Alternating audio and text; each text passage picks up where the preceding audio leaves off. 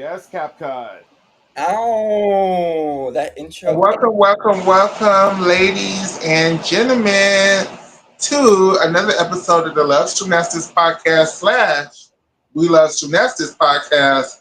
We're gonna talk about that later on in the show because I feel like I got some explaining to do. But before we even get to that, we got to get into this apology letter that Simone has written to Riley Gaines. And yeah, I'm going to say some shit y'all may not like, y'all may disagree with, but I don't. I don't like this. I don't like this. Um, Addis, if you could read the tweet for everybody, Yeah. It sure. says, I wanted to follow up from my last tweets. I've always believed. I always believed. You good? Gorgeous. I always believed competitive equity. Are you good? Fantastic. I swear to God, if you, I wanted to follow up from my last tweets. I've always believed competitive equity and inclusivity are both essential in sport. The current system doesn't adequately balance these important principles, which often leads to frustration and heated exchanges. And it didn't help for me to get personal with Riley, which I apologize for. These are sensitive, complicated issues that I truly don't have the answers or solutions to, but I believe it starts with empathy and respect. I was not advocating for policies that compromise fairness in women's sports. My objection is to be singling out children for scrutiny, public scrutiny in ways that feel personal and harmful. Individual athletes, especially kids, should never be the focus of criticism of a flawed system they have no control over. I believe sports organizations have a responsibility to come up with rules and supporting inclusion while maintaining fair competition. We all want a future for sport that is fair, inclusive, and respectful. XOXO Simone Whiteheart.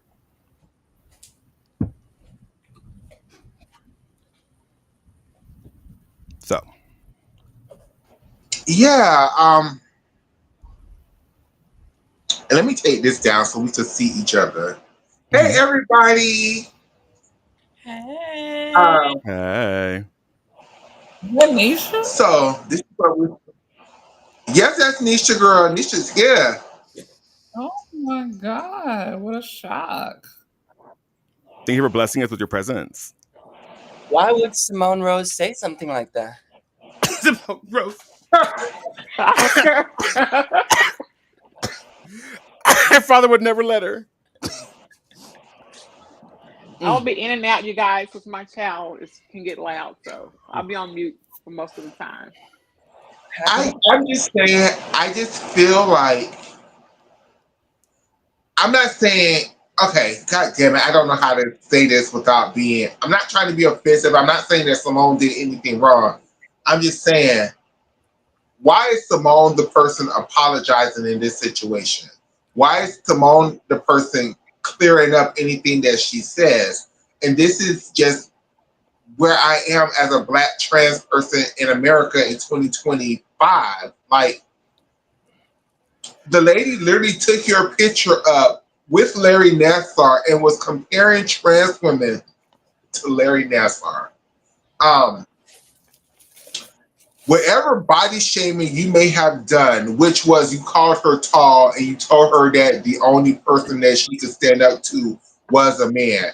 And if that's the thing that your management and your team and so on and so forth have you writing apology letters to Simone Biles, I tell you, you need to fire them people. They do not have your best interest at heart because you did nothing wrong. You literally was standing up for a group of people that was nameless, faceless, and defenseless. And if your team wasn't willing to allow you to stand 10 toes down on it, I'm so sorry, Simone. I really wish you would have said nothing in the first place. And I'm just saying this because you brought attention to this issue that there was no issue at all. You brought this into the sport of gymnastics when Ashley Riley was talking about softball players. It had nothing to do with gymnastics. And now this, and it's not necessarily your fault, but I'm just saying, I wish you would have said nothing at all if you're going to sit there and apologize to her, because now you got all this attention on all of these damn transphobes and homophobes in gymnastics and wanted to know what man is doing what events and what competition and this, that, and the third. And I know that was not your intent, but but what happened, and if the people who are at the helm of what Simone Biles do think that you said anything wrong in that situation, and they think you were in any way the bully in that situation, you need to go ahead and fire them people because they clearly don't have your best interest at heart. Yeah, because I mean, you just let the white woman become the victim like she wanted to be. Like, this is a grift. Like, make no mistake, this is a grift. This woman needs a green card for her husband.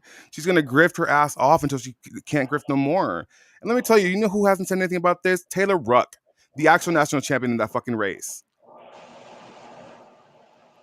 And it's just so, it really feels like she had to bend the knee to the Republican, the conservative fan base she has, just so they would stop. Like, she had to turn off her comments on her post on Twitter, on TikTok as well. Like, I think, yeah, this came out of just trying to appease people, and it wasn't a good move. And the shit that really just hurts, aggravates, is the fact that I know the reason she apologized is because her gymnastics friends was like, Simone, why are you advocating for men to be in gymnastics?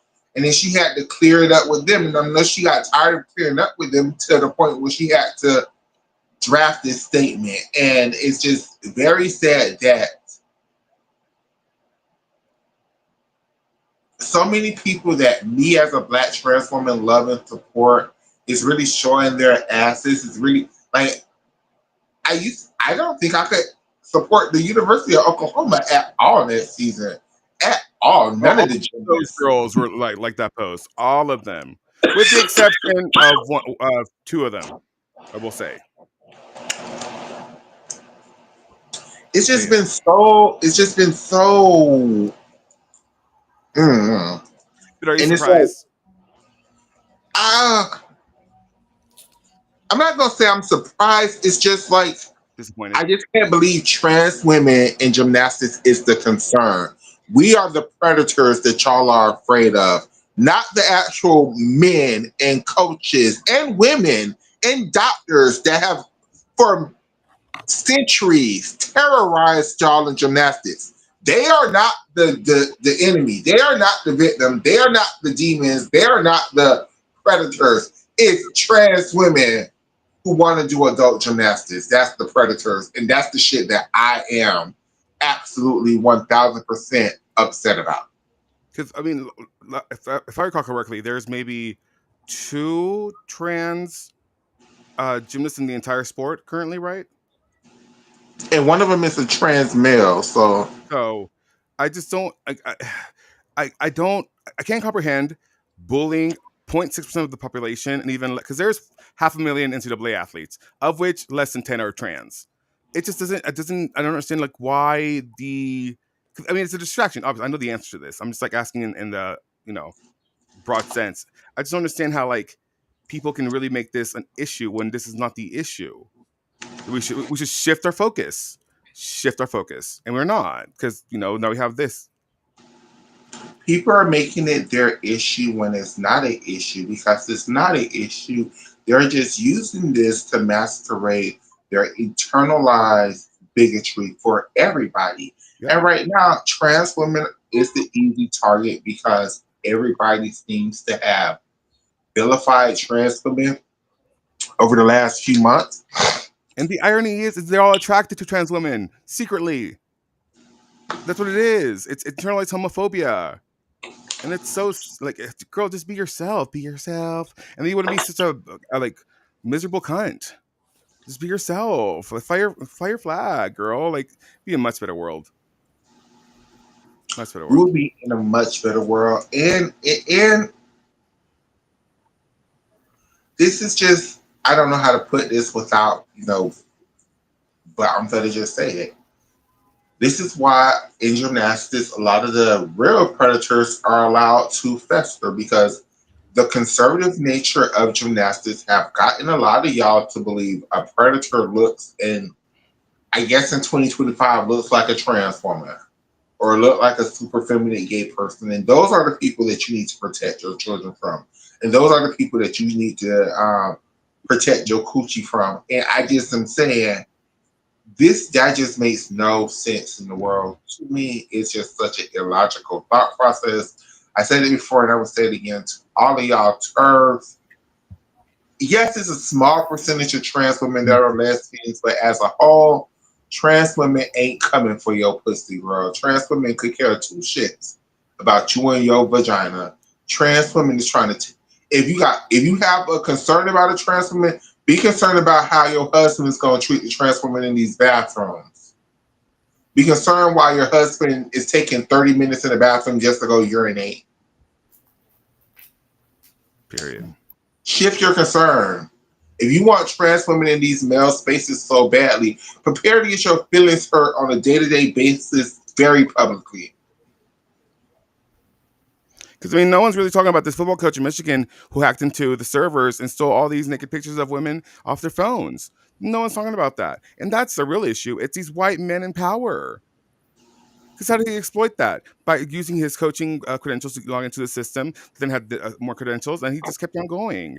Like, I don't like shift the concern. Like Michaela said, like we're not vilifying this man, even though he should. He's undergoing trial right now, federal trial, and yet the focus is this bitch that got fifth place instead of the national champion Taylor Ruck, or the fact that there is a man who is going to federal prison for hacking onto all these female athletes' phones and iClouds and stealing their pictures. Why aren't y'all talking about Ashton Locklear coach and what the fuck did he do to get banned from the sport for life? Because the damn Alpha and damn Maggie Haney is not banned from the sport for life. What the hell was his ass actually? Sarah Jancy. What the hell was his? If Larry Liukin can still coach, what the hell was his ass really doing? Jess Graba. Why isn't that your concern? Because it's easy to band together and hate on a population who is indefensible, and it's much harder to actually go up against what's actual wrong because it takes an entire coalition of people to do that, and no one wants to do that. Mm-hmm. But they want to go against people who can't defend themselves. So true.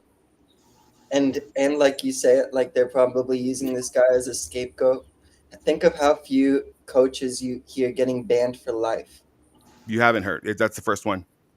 For non-sexual like abuse offenses. That's the first one.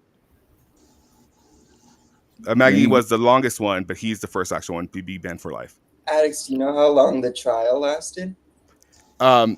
Since Safe Sport first got enacted, it's been going on for that long. About 4 or 5 years, right? Yeah. Oh, okay. I'm glad that it took that long, considering it took a bunch of years for Maggie's investigation also. Maggie's got like or maybe fast track though. Annalise. Pardon? Maybe I'm talking about Annalise's mom. That one took forever as well. I don't know why Maggie Haney's got like fast tracked when they had never moved that fast on anything before. And I guess they did want to like scapegoat her to like make her like the poster child, be like set an example like, oh, we're actually doing stuff when they were underfunded the entire time. They still are underfunded. They're understaffed, and that's why it takes so long to get anything done. And the processes themselves are very murky and just it's a whole bureaucratic system that is again a reflection of how USAG has not even changed. And now we're losing Lily Leung. So here we go. And now we're what? With Lily? Losing Lily Young. She's resigning at the end of the year. And at the end of 2025, right? Yep. So, listen, maybe good for us, because then whoever comes in could be a fan of us, but that's not here nor there. The real concern is like who's going to be the one that is going to be able to lead this fucking organization and sport forward. I just discovered a whole group of people on Twitter, some of whom I follow, who all have real criticisms of Dominique Moceanu, and they don't think she would be fit to work for USAG. But I was surprised because I thought everyone I had encountered before had thought she would be suitable for it. Well, there's a lot of people who just hate on people to hate on them to continue this whole like agenda of bending the knee. Definitely. But some of these people, I don't know. I think they're more logical than that. So I was surprised. You'd be surprised. There's a lot of judges that I would think are like actually like really like what is the word astute people, and they're very, very dumb. I think with Dominique Luciano, a lot of people who feel like she has the look at me thing, like she always tries to make things revert back to her. But this is why one of the reasons why, as a fan, I trust Dominique Luciano, because she uses her own personal experiences and let her own personal experiences be her guide to things that she's going to do. Now, what she did that Pam Kachinko tried to call her out for, I agree that, maybe Dominique didn't read the room in that tweet. Maybe she didn't realize that the person was actually trying to make a jab at Simone with that tweet. Okay. But I don't feel like the same people who criticize Dominique Luciano would cheer for Chelsea Memo being at her position, and I just feel like it should be reversed. I mean, if we're being honest, Chelsea is abhorrent at her job. She will only work with you if you go up to her personally and like ask her. She doesn't like actually go out of her way to go contact any gymnast and try to like rework the routines. And her and Alicia are very adamant about like keeping the sort of Marta like mentality when going into competitions. Like they had an award ceremony that went past midnight, and then the next day they were supposed to wake up at 8 in the morning and warm up and do their podium training. And so the girls go, well, can we just walk around to do a warm up? Like, we just need to like run around. It's like, no, full warm up, blah, blah, blah. Then when they had free time to go out and about in the city, they had 1 hour, and then they had to come back to their rooms and visualize. So. What do you think was Alicia and Chelsea's worst decision they've made? Oh, so far? Not making the camps actually productive. Whereas it's just like for verification of skills, and it's not even the girls aren't getting anything out of them. And this comes like from a direct source.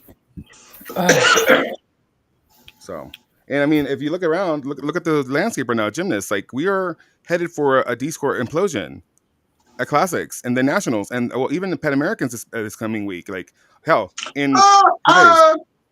I think, without being too shady, mind your words. I don't think the girls that they're sent to Pan American Games are the best gymnasts that USA Gymnastics has to offer right now. Today, like June, whatever, 11th, 10th? Correct. Because I'm surprised that they were sending such a good team with Claire Keys. I just think that Ashley Sullivan should have been on that to make it the real A team. That's not the A team. I mean, yeah, like who are they missing? That's what I'm trying to say without being shady. Like, I just don't think none of the girls that we've seen so far compete this year for America is even in conversation for A team, not even Claire. I think Claire is the closest, but well, other prop we have now, who is the A team? No, but we've seen compete this year. Who is the A team? The best team that the US and today. I think it would be a lot. I think right now, if they was to hold the world championships, like trials or whatever they're going to do for the worlds, for girls that are sitting to the individual world championships this year, I think those names are going to be Charlize Jones, Jordan Child, Sky Blakely, and Jade Carey. I think those are the girls who's going to the worlds. I wish Kayla was competing because Kayla looks so good in her training videos. And what if it was using gymnasts? Well, using the prop like none of the Olympians. Yeah, the ones we've seen now. Yeah, the ones we've seen like now. The new seniors. The unproven people. Not October. Because we really are in bad shape if we have to use people that are coming back from injuries or getting out of college and not the actual national team gymnasts. Can you make a team with the gymnasts today? It's really based off of what On the scores. scores that we see compete so far, Yeah. it would be it Claire, would be easy. It would be Claire, Jade, Ashley, and That's Simone very much Rose. what I said. Huh? Rose not going to Pan Am's. I very much said that the Pan Am's team seems like the A team plus Ashley Sullivan. Shanna, who did you say? I will add Ashley. From what we've seen, I can't put Tiana and Hesley on there because we haven't seen much from them. They both competed at this. I would put Simone, Claire, Sullivan. And what's the Alessia other Rosa. girl? The Hong girl. Jayla, Hang, Yeah. and Alessia Rosa, I guess. And Claire Pease. Based off what we've seen, I wouldn't put Nola up there. I mean, Nola did. She won two medals, right? At a very weak field, but it's At a World Challenge Cup and did not win shit. Like these girls that y'all are naming, no tea, no shade, would not win not a single medal at this World Championships at this individual world. No tea, no shade. Sorry, Claire. Sorry, Jayla. Right, but what if none of these so-called the Shileys of the world aren't competing? Also, it's Well, just Charlize has to compete, and they added her to classes. So, I mean, Charlize is going to Worlds as the number one all-around threat. Like, I wouldn't say that That's right now. crazy. No, She's I not would doing not all say around. that. crazy. No, She's not doing the all it's around. not. No. She's doing I think she's just gonna do bars. just bars. Just bars. That's what she's doing right now. Maybe a beam if she have a dismount. Yeah, they're not sending her from one event, though, Mac. I wouldn't send her just for bars. No. Depends. okay, well, if it's not It's Charlize an and Jordan individual. Charles, It's the number an one. individual. It's an individual Well, world. if it's not Charlize and Jordan Charles, it's the number one all-around threat from America right now. Like, No. Sky isn't yeah, either. you better watch them training videos that Jordan has all her skills back. Jordan is ready. But those are training videos. We can't like She rely on send her training to videos. She has her And let her goatee see back. fall on beam again. Yeah. No. And I'm Gina, not cut the taking- cameras. Gina, cut the cameras. I mean, with the field that they have at Worlds, it's not like Jordan has to do very much more than what she's been doing. I'm just not no big Jordan Childs elite fan. Jordan was Gina, on the the team cameras. by she earned her first spot, and she earned the second spot based off of y'all default. Astrid, What's not to lie about Jordan?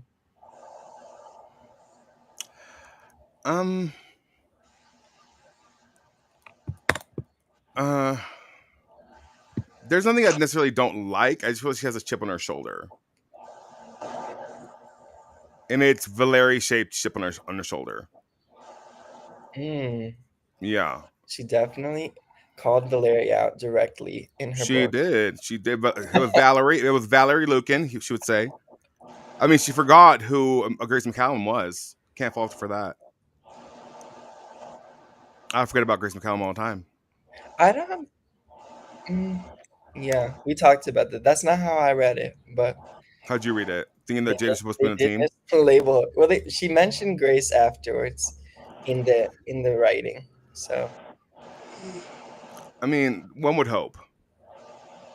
One would hope. But so I mean, it sounds like we all agree on the best American team right now, even though Michaela doesn't want to. I mean, right now they backed themselves into a corner. Like she needs to. This is the team they could have chosen because everybody else I'm is. surprised. She did, that Coach they sent such a Don. good She team. did. I'm surprised that Chelsea would want to send such a good team to Pan Am's. Good is as that relative. the Coach Dunn? We love you, Coach Dunn. We loved your interview. Look at all Love the you. comments. Urza. Should be Hey. literally try to where we have. Well, I mean, listen, World is still how many months away? It's in October in Jakarta. Who do So we think is I mean, gonna you got to do think well? about it. I'm all with Addicts and Michaela about in a perfect world, this one would be this and that if Yeah. everything, lines up. But I'm just basing it off, right Scores. now and scores and what we have seen, and not using because you still got Joycelyn. She's training. Joycelyn, oh my God. She's getting her training skills back. Leanne, it's a possibility as well. They don't have to go prove themselves. They don't have to go on these assignments. Oh, that fried me, Joycelyn, please. They can show up at classics and do 2 events and then go to nationals and then at a world trial and be on the team because of their track record. These young girls, I feel like Hesley, Tiana, they still have to prove themselves. And Hesley's grown a lot. Hesley's like Kyla Ross height now. She made that Olympic team by default, and that's not taken away from the talent that they do have. So she was just next up in line. But if we base it off of, I'm scared for Hesley that without Claire, that all of Larry's attention is going to be on her, and that's never good. That's never good. That's never good. And I mean, but Larry needs to. all of see his why these attention girls was are on losing her. the damn why they always have these back injuries, and he need to try to change some shit up. It's those ring leaps. He had all his attention on her at the Olympics, right? Well, I mean, no one did. I mean, he was. I'm kidding. Based off the team that we have for Pan Am's, who's the biggest challengers to the Americans? The Brazilians? Yeah. Which gymnasts are being sent for the other countries? Oh gosh, I only have schedules in front of me. Okay, but I'm just wondering. You mean as a team, Shayna? Who's going for Brazil? Is Ellie Black going to Pan Am's? I don't know. Let me see. Hold on. Did you mean as a team or individual, Shayna? Team. Oh, probably Brazil and Canada and Mexico. We don't have any live scoring yet for the Pan Am Championships. Of course, we don't, but we do have for Asians. But let me see. Maybe Panama. Hillary Heron. Panama is one of those teams where they need, I don't know, funding basically, but they're real close to being a top team. Well, they have really good high bar worker. Like a competitive team. They're real close. And the men are really good too. Mm-hmm. Let me see. Okay, so because I think Canada is sending Ellie Black and Monica no, Fontaine. Ellie's not on the team. It's Leah Monica Fontaine. Oh yeah, Ellie is on it. Gabrielle Black on the team? Yeah, Gabrielle Black is, but not Ellie. Is Shallon? She's not. Shouldn't have been. Shouldn't have been. No, thank you. Yeah, no, it's not. It's the racist sis can stay home. Gabrielle Black, Leah Reddick, Alyssa Guerrero Calixe. Oh, she's really good. And Yvonne. Yeah, Danielle Pedrick got hurt. No Shalon. No. Ellie is coming back from injury. Just coming back, right? No, she competed at their nationals and she did really well. But yeah, Danielle Pedrick tore her ACL. I can't believe she's still competing. Hasn't she been around forever? Who? Danielle Pedrick? Yeah. Danielle Pedrick has announced that she had a full ACL tear. Wasn't she in London 2012? You're asking me questions that I do not know the answer to. I just thought she had retired, honestly. But Canada should be because Monica is, if she do all of her upgrades here, which I'm not sure that she is. Oh, she could win the all-around title. She could. If she hits. Monica should be one of the top players for the all-around vault and floor. That vault's crazy. Isn't it the laid Now, I don't out? think Right? Well, I just wouldn't expect her to choose Pan Am's to debut to upgrade. No, I think she's gonna do a Lopez and a DTY, but other than Jayla, I don't think nobody else is close. Carla Navas. Carla Navas could make a splash. We love her. So could Hillary if she brings back her Rudy. Oh, you know who I really miss? Atiri Sandoval. Oh, she's recovering from a shoulder situation, so surgery. Who do you think Mexico will send? Oh, they released their list. Actually, I have it. Everybody. They are sending. Paulina Campos. Hold on, I have the list. Alexa Moreno. Michelle or Piera? Give me a second. Did I retweet it? Maybe. Replies. Natalia Escalera. 1 second. Oh, there it is. No, it's not it. I lied to you. Where did they post it? Who posted it?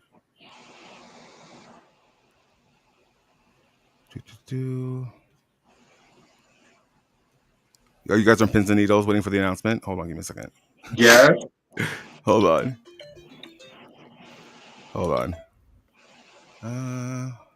God, we talk a lot in this group chat. My gosh. Hold, let me just search for it.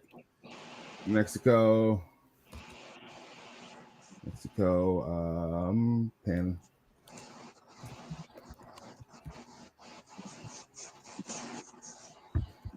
We got a lot of gymnastics. There you go. I hope the Asian Games. I was about to ask Oscar why. I was looking for that. Can you look for the start list for the girls who's going to Asian Games so we could kill two birds at one? Okay. Ooh, someone's charging their computer. Where is this? Why is this so difficult to find? Was it Elsa Garcia? No, not Elsa Garcia. Who do we think is going to be the top American all-arounder? Who's going to be the top challenger? I think it should be Jayla and Esley. But Isn't it Gabrielle Hardy? It should have been Claire Pease. It should have been Jayla and Claire, but, you know, Valeri, so. Our Olympian gets to show her stuff finally internationally. Where is this goddamn team list? Oh my gosh. Is Claire injured? Am I missing something? Oh, found it. Found it. Back issue that she. I totally missed that too. Apparently, a week ago, she withdrew. Coach Don want to know is Dulcie at Pan Am? I don't think so. No, she is. She's in the photo I saw. Yes, Dulcie's in there, the redhead. Yes. Okay. So it's Cynthia Ruiz, Valentina Melendez, Paulina Guerra, Julieta Bizarron, Maria Angela Flores, and Mariel Garcia. I don't think I know any of them. I don't know any of those either, so they must be competing their newer girls. Yeah. I can't. All right, let's see what Mr. Landy. I'm so sorry, LaRon. What LaRon got to offer to the Mexican team as their head coach. Betty's not their head coach, Cecile said. Okay. Who the hell is Alicia Rosa? She had a really pretty floor. She has really good artistry. She was their alternate, and then when Claire got injured, they put her on the team. Yeah. But Gabrielle Hardy's really good too. Gabrielle Hardy's really good too, but she's hasn't upgraded in like years, so there's that. She does look really good on floor. Mm-hmm. And it's like, why is Tiana doing it? Like, you, girl, go to UCLA and get your life. I think Tiana is trying to prove y'all wrong. Like, Tiana is like, this is just the beginning of this season, y'all. Chill the fuck out. I'm going to come through.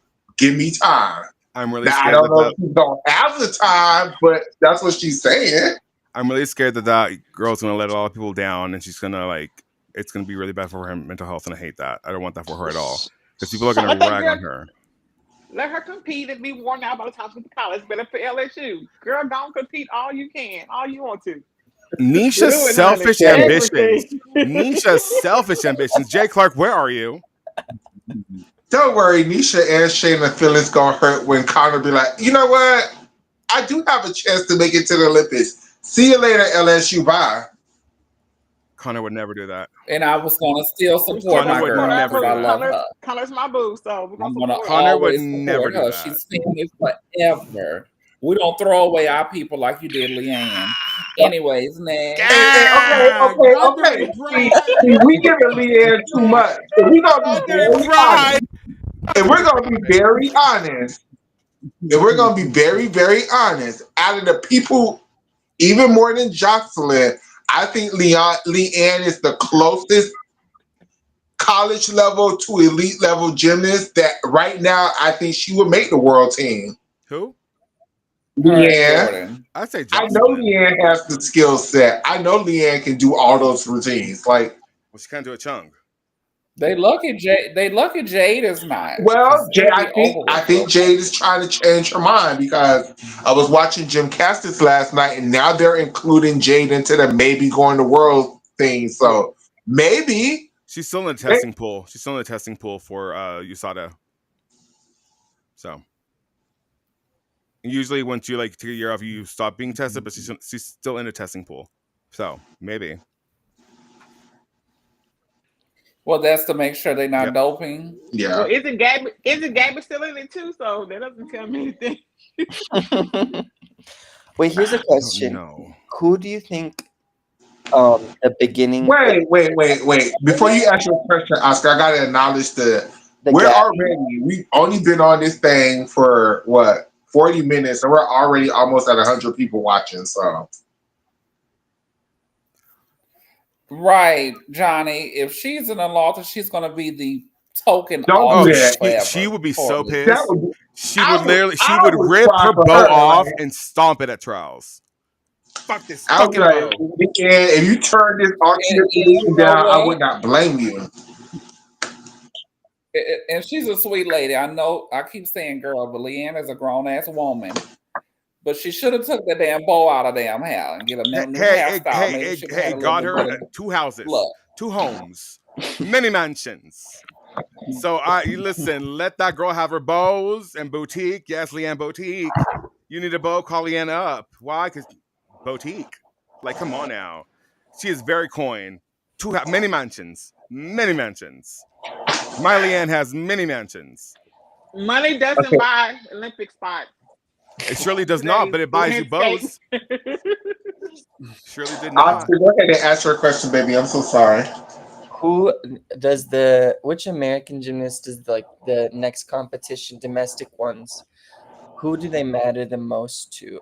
Versus girls who haven't qualified. Like, which girls do we pay attention to who aren't qualified though? Izzy Stassi. Who else isn't qualified? It's in the tracker. Hold on.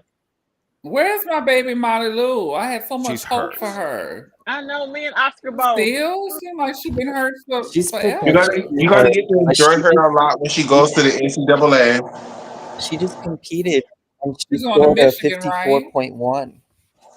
She scored a 14.15 on beam. Well, maybe she's gonna switch commitments since Ashley did it to Michigan. So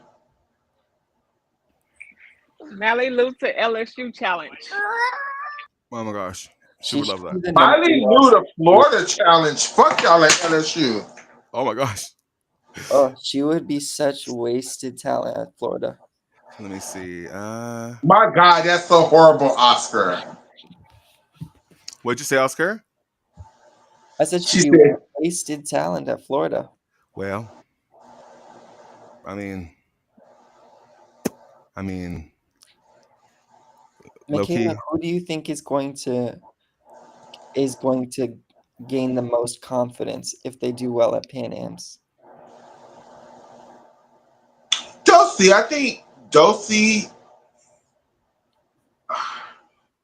I think it can only help them all to be honest. Okay, let's do American lineup predictions, right? Because it's a team competition, right? So is it like we just saw at Euros where it's going to be, qualifications is team finals too? What do you mean? Like at Euros, it was qualification was also team finals. Oh, okay. And then, is it going to be like that? This World's? Pan American. Oh, Pan No, Americans? Japanese. Let me check that actually. Because I have the schedule pulled up. Sorry, I was Because looking at the qualifiers. at Asian games, so I'm assuming that's how it's going to be at Pan Americans. I actually have the Pan American stream pulled up here. The first day should be qualification and team finals. It doesn't say. It just gives me like the thing, and there's no like start list. But I imagine that's the format. It's at 9 a.m.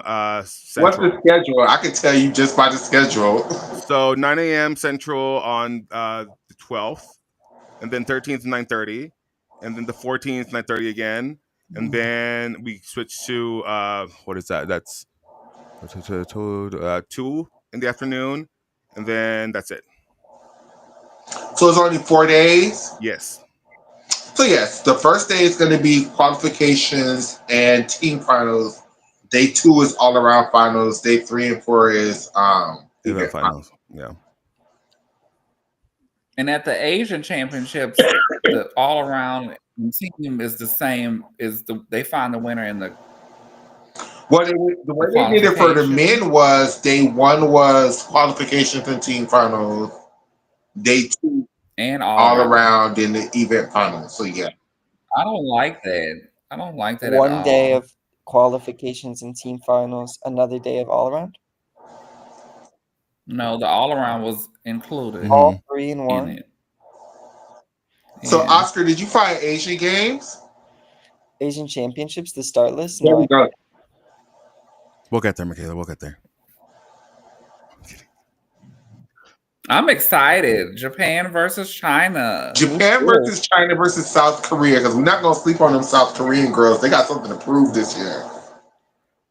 They ain't proving shit. Wow. It's over with for them. China. I want to see if Michaela's Japanese girls are going to win.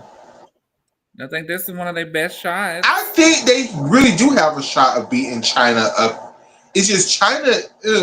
It's so good on bars and beam. This first year, this squad, like my gosh, like they put up some bars and beam. Yeah. But I mean, Japan can fight a little bit on beam. It's just bars that they're not. And they're better on vault and floor. But I think on paper, if they all hit, China should win. Japan's definitely going to send a stronger vaulting team. And I expect strong floor. And I think Japan's top 2 all-arounders are a little stronger than China's all-arounders. Definitely. Mm-hmm. What's her name? The Japanese Rishi? Kisharina. And her, and then the one that just won who retired and came back. They are really strong. Aiko Sugihara. What did you get hurt? Please don't say that. I think she did. I don't think they're sending Sugihara to. No, I saw videos of her doing her double layout into stag jump at Asian. Yeah, she won the NHK. She's not hurt. No, did she use Chinese? Isn't she? Addicts, you're streaming them. What are you streaming? What are the times? That's 2 okay, different so meets. we're streaming Pan Americans at 9 a.m. and then that evening, no, the 12th. So tomorrow we're going to start with Asian Championships, and that is, I have it pulled up right here. The stream's open. I'm not going to get no work done because it'll be at 8 p.m. on tomorrow. 8 p.m. So that's 8 p.m. Central, 9 p.m. Eastern, and 6 p.m. Pacific. No, I did it wrong. No, I did it. Yeah, that's right. Yeah. So 6, 8, 9. So tomorrow on the 11th, it's going to be the 12th for them. And for who? Pan That's or Asian Championships. Asian?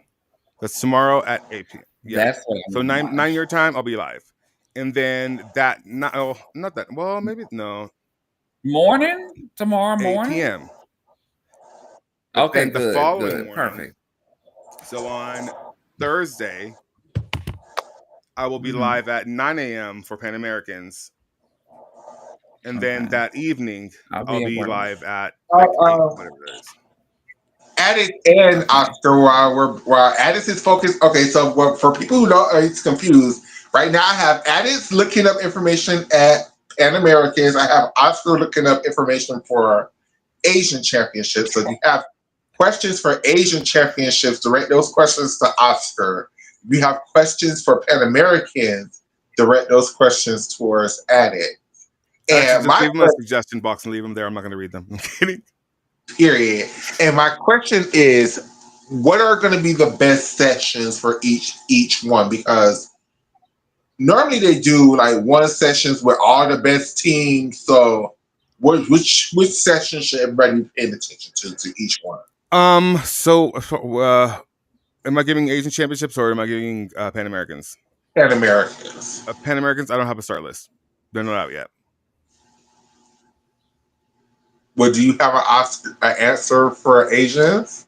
Yes, I believe you're gonna want to watch. What did I have? I retweeted something. You're gonna want to watch.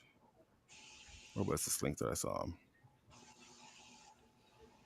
I believe. Coach Don. I'm ex- Everybody say I'm hi to Coach excited. I'm Don. so Hey, Coach glad. Don, we love you over here, friend. I believe. We love you and happy Happy Pride. Pride. Happy Pride. Good luck at Nationals. Mm. And tell your girls, hey, Tell your girls, hey, but this and is for 18, if they're 18 and and older. if they want to have a small platform, I will play any videos that you record, and then we could play them. Get some websites or something so we can support those ladies. I'll make them. Okay, yeah, I cannot find this, but I believe it's there's 4 subdivisions, I believe, and you should watch the Well, China and South Korea and Japan. Japan is in the 1st subdivision, I believe, and China is in the 3rd. Oh, so they're not competing against each other directly? Mm-mm. Oh, that sucks. Not. Oh, here it is. Subdivision 1. Oh, I just found it. It was in the same document. But shouldn't there be a team final though? When they will? I think Qualifications. after all the subdivisions, they're going to announce the team championship.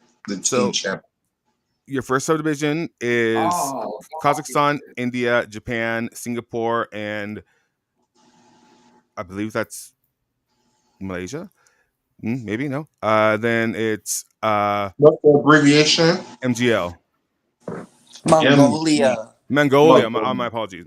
And then BAN. Bangkok, right? No, it's not Bangladesh. Bangladesh. Oh, wait, Coach Don said his team finished 8th at Nationals out of 41 teams. Congratulations to the boys. That is so good. Congratulations. And then subdivision 2 is Bangladesh, Korea, Vietnam, and Indonesia. The subdivision 3 is China, Philippines, MAS. That could be Malaysia. And then Hong Kong. And then 4th subdivision is Kyrgyzstan, Thailand, Qatar, Sri Lanka, Taipei, and Uzbekistan. Okay, so they really stacked the first 3 subdivisions up, and that 4th one is going to be Chusa and the girls. Basically. Chusa and the girls, yeah. Yeah, I'm excited for Subdivision 1, and, well, yeah, for Vault for Subdivision 2. But Vault will be the last event we get to see from the Koreans. And then China starts on Vault in the 3rd subdivision. Are the North Koreans and the South Koreans one team? I know they're not a team. I'm saying which divisions, because I prefer the South Koreans, so I want to follow them. It just says Korea. I think only one of them is in a delegation. I would be shocked. It must be South Korea because South Korea just called themselves Korea. Yeah. Is North there Korea said, something? Is there an abbreviation that's like? Are you going by abbreviations or does it say Korea? It just says KOR, but there's no So maybe PKR. there's a. Oh, there's no PKR. No PKR. So Where are you, is this just on the website? this is on Reddit for like the scheduling or whatever that Breton Stripes posted. This is like the whole schedule and like the subdivisions. Do you want to know the? Oh, that's for okay. Yeah, I have the wax subdivisions for. Would you mind sending Yeah. a link to what you're looking at, Yes. please? So for Pan Americans, I found it. It's the same document. Let's keep on reading it. Here you go. It's in the private chat. For Pan Americans, it's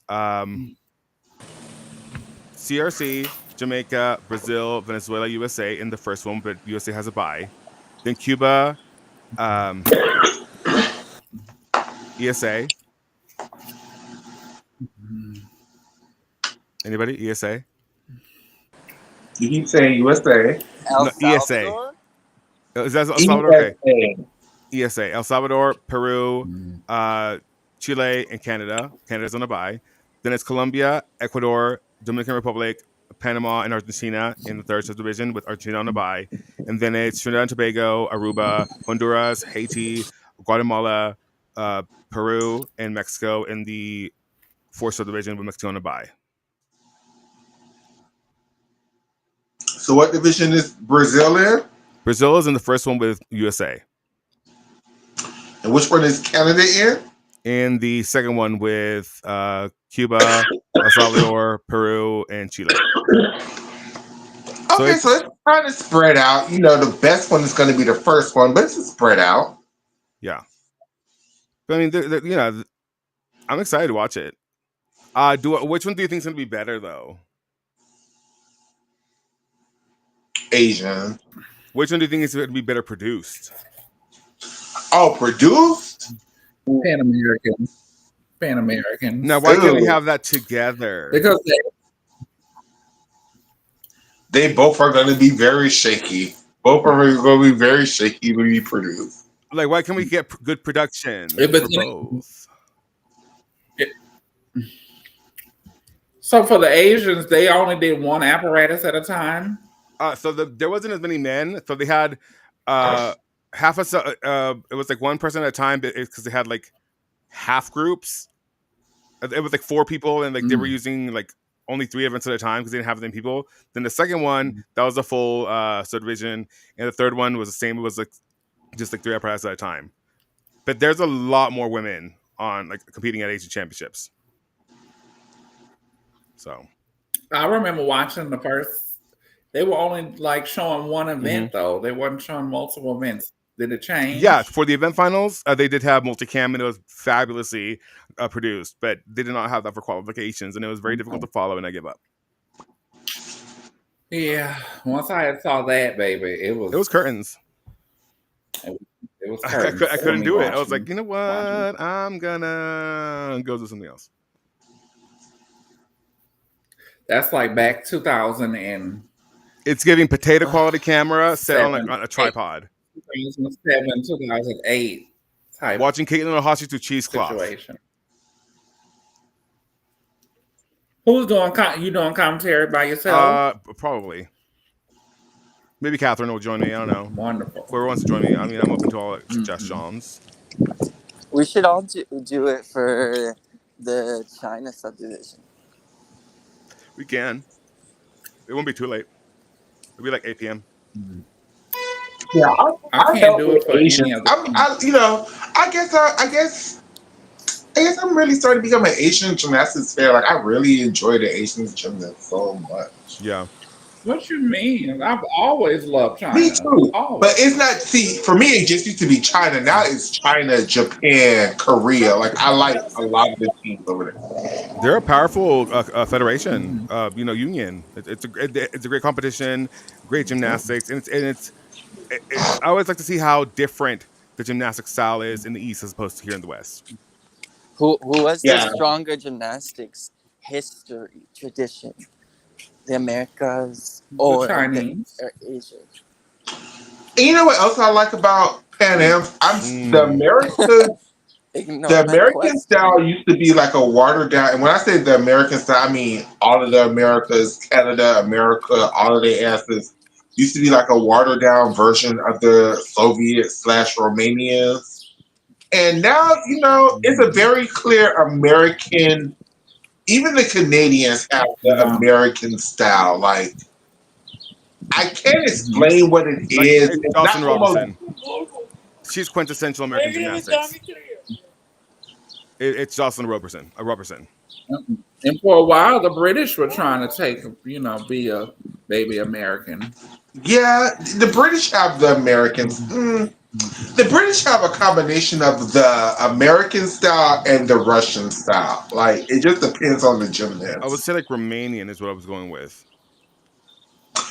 Like the Romanian and the Russian style is very similar, but it's still Different. clearly different. Yeah. I think when I think quintessential like Romanian beam, I think Kalina Ponor. That's And quintessential. to me, the quintessential American style is Shawn Johnson. Like Shawn Johnson, Jocelyn Robertson, Simone. yeah, Simone, Ali Raisman. Allie Raisman. Alan Rayson for sure. Have y'all- Jordan Weaver. yeah, Jordan Weaver. Have y'all seen that rhythmic gymnast that looks just like Ali Because Raisman? you gotta look at before them, before Allie and them, who were those type of gymnasts? It was Krista Maloney. Krista Maloney. Had strength but not Oh, great Carly form. Patterson. Than before them. Carly Patterson. Vanessa Adler. Vanessa Very Adler. important. She was a better dancer. Mhm. She was a better dancer. Ish. Courtney Kupets, quintessential American gymnastics. That's it. Courtney Kupets. That's it. That's her. Quintessential American gymnastics. That's her. Yeah. Courtney Kupets. Oh, With the I want to shout out to Michaela because you did a Porkina montage, girl, and I just fell in love all over again. she's so crazy. I didn't see it, She's so crazy. Like and I was like, "This is love." Corkina is My favorite gymnast ever. Crazy. I don't care how terrible of a person she has become or always have been, but that is mother to me. she is just what she's crazy. Like Corkina is a nut, and she's hilarious. Because like she's so like I think she's I aware of how love kooky her, she though. is, and so she plays into it. Yeah, she's kooky crazy. I love her. Michaela was overlooked. So I was for a so while. happy. Go to Michaela Loves Gymnastics on Twitter, and you can see the Corkina Love and montage.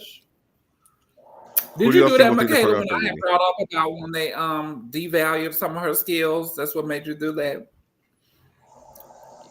Yeah, because Burkina really did come up with a lot of. If she did not absolutely create the skill itself, she definitely created the technique that everybody uses now. Because It worked for her body. I think it was. Oh, because it worked for her body. She drew those Right. skills because like she was doing with what she had, that lanky ass body, those long dancer's legs that weren't ever pointed. I mean, she did what she could with what she had, and she did She well. started it. Go ahead. Burkina Beth created the full out technique that everybody uses now. No, she didn't. Ooh, Dang, She Oscar. wasn't always Dang. doing that technique though. If you go back to like her Who older do you think times, created it, Oscar? I don't know. I love that you posed the question. I shared it, but I know that I saw gymnasts doing it decades before her. ooh, I would say Chusa, A decade, not decades. Chusa. The full out technique? Yeah, lots of Soviets, maybe even some Chinese. Name them. I'm pretty sure Name every woman. Whitney Like- Houston. some of the Soviets at the '84 Olympics were doing them. No. On that dead ass floor. Yeah, No. I watched it. Off a bar. I'm talking about dismount off of bars, baby. I know. Nobody was doing a full in off of bars in '84. Well, Yes, she was. show the receipts. Pull them up. Her name. I told Nisha she's gonna have to go back and watch old gymnastics. I did. I actually did. Catherine made me, and you know what? I learned a lot. I've been watching so much old gymnastics. I love it. When are we gonna do You that, gotta Shayna? go back and Have watch a the movie old night. stuff. When are we gonna have a movie night, Shayna? We went back all the way to You like gotta let me 70 something. know. Okay, we'll figure it out. I We went watched back the to like 70 '97 something. It was American good. Cup and did not know Elvira Taser won that meet. Yeah. Without a double salt. I was shocked. I mean, 97 really was a weak year in gymnastics. It reminds me of what's going on now. Like, the girls were so confused by that code of points. It was like, what the hell do we do? Like, what the hell? It was the only code of points from 97 to 2000 to even until 2000. Still, most of the girls did not start from a 10.0 start value because they just had no clue what the fuck to do. I think more than the next quad. Well, I'm so sorry, I can't hear the question. Do you think that didn't continue into the next quad as well? You think that the girls had a harder time reaching 10 start values in the Sydney quad versus the Athens quad? I think because the Athens quad, the code of points did not change that much from Sydney. So I feel like people, their expectations lowered and they expected low start values. I feel like now having watched it, it was worse. I think it was worse. It was a combination of like that was a code ready to explode into the open code and gearing itself for that, and as well as it's trying to like reconcile both the open and the closed code at that point, and it didn't go anywhere. It was a flawed code because it was getting ready to just explode and become the open code. Plus that Athens squad, I think they was being unrealistic with their vault start values because they changed the vaulting thing. So then they expected all the girls to start doing Brunovas for whatever reason. Oh please, we could only be so lucky. Was the Almanar was a 9-9 or a 10? 10. It was a 10, but the gag is the Chico double, who even in 2000, only like a handful of people could do the Chico double, got devalued to a 9-8. Ain't that about a bitch? Yeah. So, I mean, should we talk about? Because I just want to bring up Mary Lou Retton one more time. How could you? Mary Lou? How could she not? I mean, and I hope she is getting treatment because you know what, Mary Lou, if they can't find you because you are in rehab, I hope that you're in rehab, sis, and I hope you take heed. Like, we were all rooting for you, kind of, but then you went to talk to Dianne Feinstein about not passing legislation to protect gymnasts, and then I lost your respect, and then you were drunk on broadcast, and then you were, I can't mention the being a drug dealer, but whatever, we'll just glaze past that. But how could you, ma'am? How could you ask for money and then go to that with wine in the cup, ma'am? In the cup, ma'am? Oh. What is she's like your complex female character? I feel like it stemmed from the abuse, the body breaking down. She got addicted to pills. Mary Lou Retton, I give her a pass. Out of all of the gymnasts that we've ever talked about, I give her the biggest pass. And this is why, Addison. I see you shaking your head. Yeah. No matter what you feel about that lady, you have to understand that out of all of the abuse that you can think of, out of all of the stuff that's been going on in USA Gymnastics, I know for a fact she had it the worst because she was the first. So all of this shit that they've been practicing out, they had to test it on a group of girls, and they tested it out on her group of girls. So all of the manipulation, probably SA, probably physical abuse, all of that shit was going on under the ground, and gymnastics was nothing at that point in time. So didn't nobody even give a fuck at all? And they had Don Peters walking around this motherfucker. Like, yeah, I feel her, Kathy Johnson, Michaela said, fuck Marsha Frederick. She really did. She was in that group of, I mean, she didn't, continue, but I mean, she was still in that group of girls who had it the worst.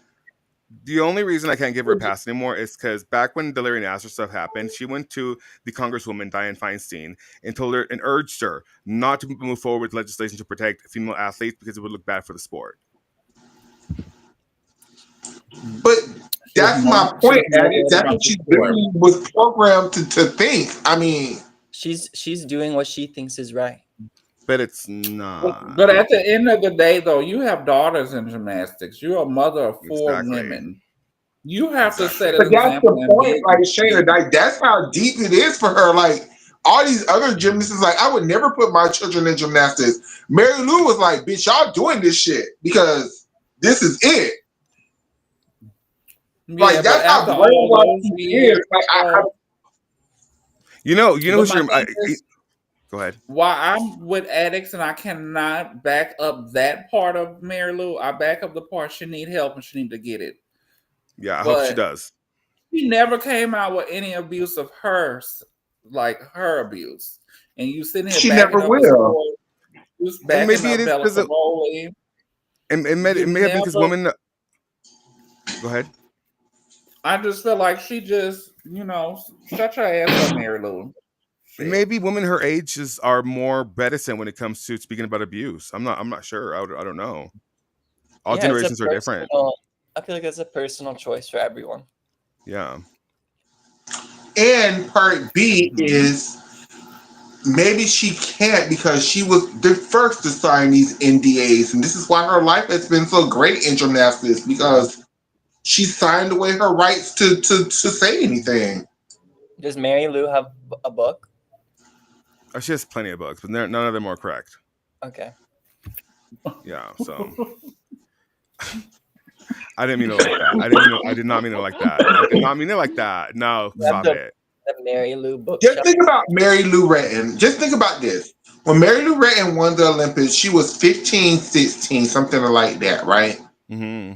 She was. She tried to continue on in the next squad. She won American Cups the very next year. USA Gymnastics told her to stop because she needs to tour and she could make more money from being Mary Lou Retton the celebrity than ever she could make from Mary Lou Retton the gymnast. And they basically told her to stop trying. But doesn't her all-around title have an asterisk next to it? Of course, and that's why she wanted to continue so she could actually compete against the Russians. And they told her to stop. Because she was not going to win. I don't know. I mean, if I'm just being honest, like, I think that next squad, if Mary kept her double layout, kept her floor routine the same level of difficulty, kept her vaulting, improved bars and beam, Mary she Lou, she definitely could have been world champion on floor. I wish Diane Durham had stuck around. That floor would and vault, to be honest. yeah. I feel like Diane could have won. They would have had a good showdown that quad. Yeah. Diane Durham is another one. She tried to stick around, and they told her to stop. Well, she didn't. Wasn't the bullshit that happened was that she didn't qualify because she was supposed to do a routine, but she watered it down or something? What happened is in 1984, she was like in the top 4 in the all around going into the last 2 rotation. Like she was basically on the team, right? She fell on her vault and on her Sukahara full and injured her ankle, right? USA Gymnastics told Bella Caroli, oh, she doesn't need to do uneven bars. She's on the team. Like she's Diane Durham. Like she was national champion. Like she don't need to do shit. Like stop, right? But the gag is what Bella didn't understand, Diane didn't understand is no, she had to have competed at Worlds the year before for them to have petitioned her to the team. But Diane was also hurt at Worlds and didn't get to go to Worlds the year beforehand. So because she didn't do bars and she only needed like an 8 something to make the team, and they told her not to do bars at all. Like what she was gonna do is just do a bar routine and not do a dismount just to get a score to make the team. They told her to stop. She didn't need to do it. And then once Bella was trying to do his thing to petition her on the team, it was like, oh yeah, you see that zero she got on bars because she didn't do bars? Yeah, she's not going to the Olympics, bitch. We don't want this damn nigga bitch to be the damn face of USA gymnastics at this Olympic Games, bitch. Well, what did her husband tell us that they had all these promotional stuff with her face on it for the other Olympics? They literally had USA Gymnastics and the people in charge when they were promoting, because they didn't have like these commercials and stuff they had now, but they had like these little flyers and stuff that they used to promote the Olympic Games on them. And Diane was the girl that they were using to. It wasn't Mary Lou Retton, it was Diane. She was photographed like the goddess. And he really feel like her family feels like USA Gymnastics was like, wait, why are y'all using this black girl? Like, what's going on? Like, this isn't American gymnastics. Like, what the hell? So, everybody feels like they lied to Bella because Bella didn't know the rules. This was his first go round to make her not do bars so she wouldn't make it to the Olympic Games. Didn't they disband that organization and create USAG afterwards? Correct. Yeah. Well, I mean, another day at the office for USAG. Let's answer Johnny's question. Who do you think will take over the program after Lily? I don't know. I don't know. I think it's going to be some weird ass decision. Is it going to be someone we've never heard of? I think so, and I think that's the right answer. I don't think it should be somebody from the gymnastics world, actually. I'm down. I think it should just be a regular business leader who's just going to run USA Gymnastics like a business. Yeah. Yeah. Let Chelsea and Alicia and Betty worry about the actual gymnastics. They just need somebody who's going to, run the business. Let ABC do that.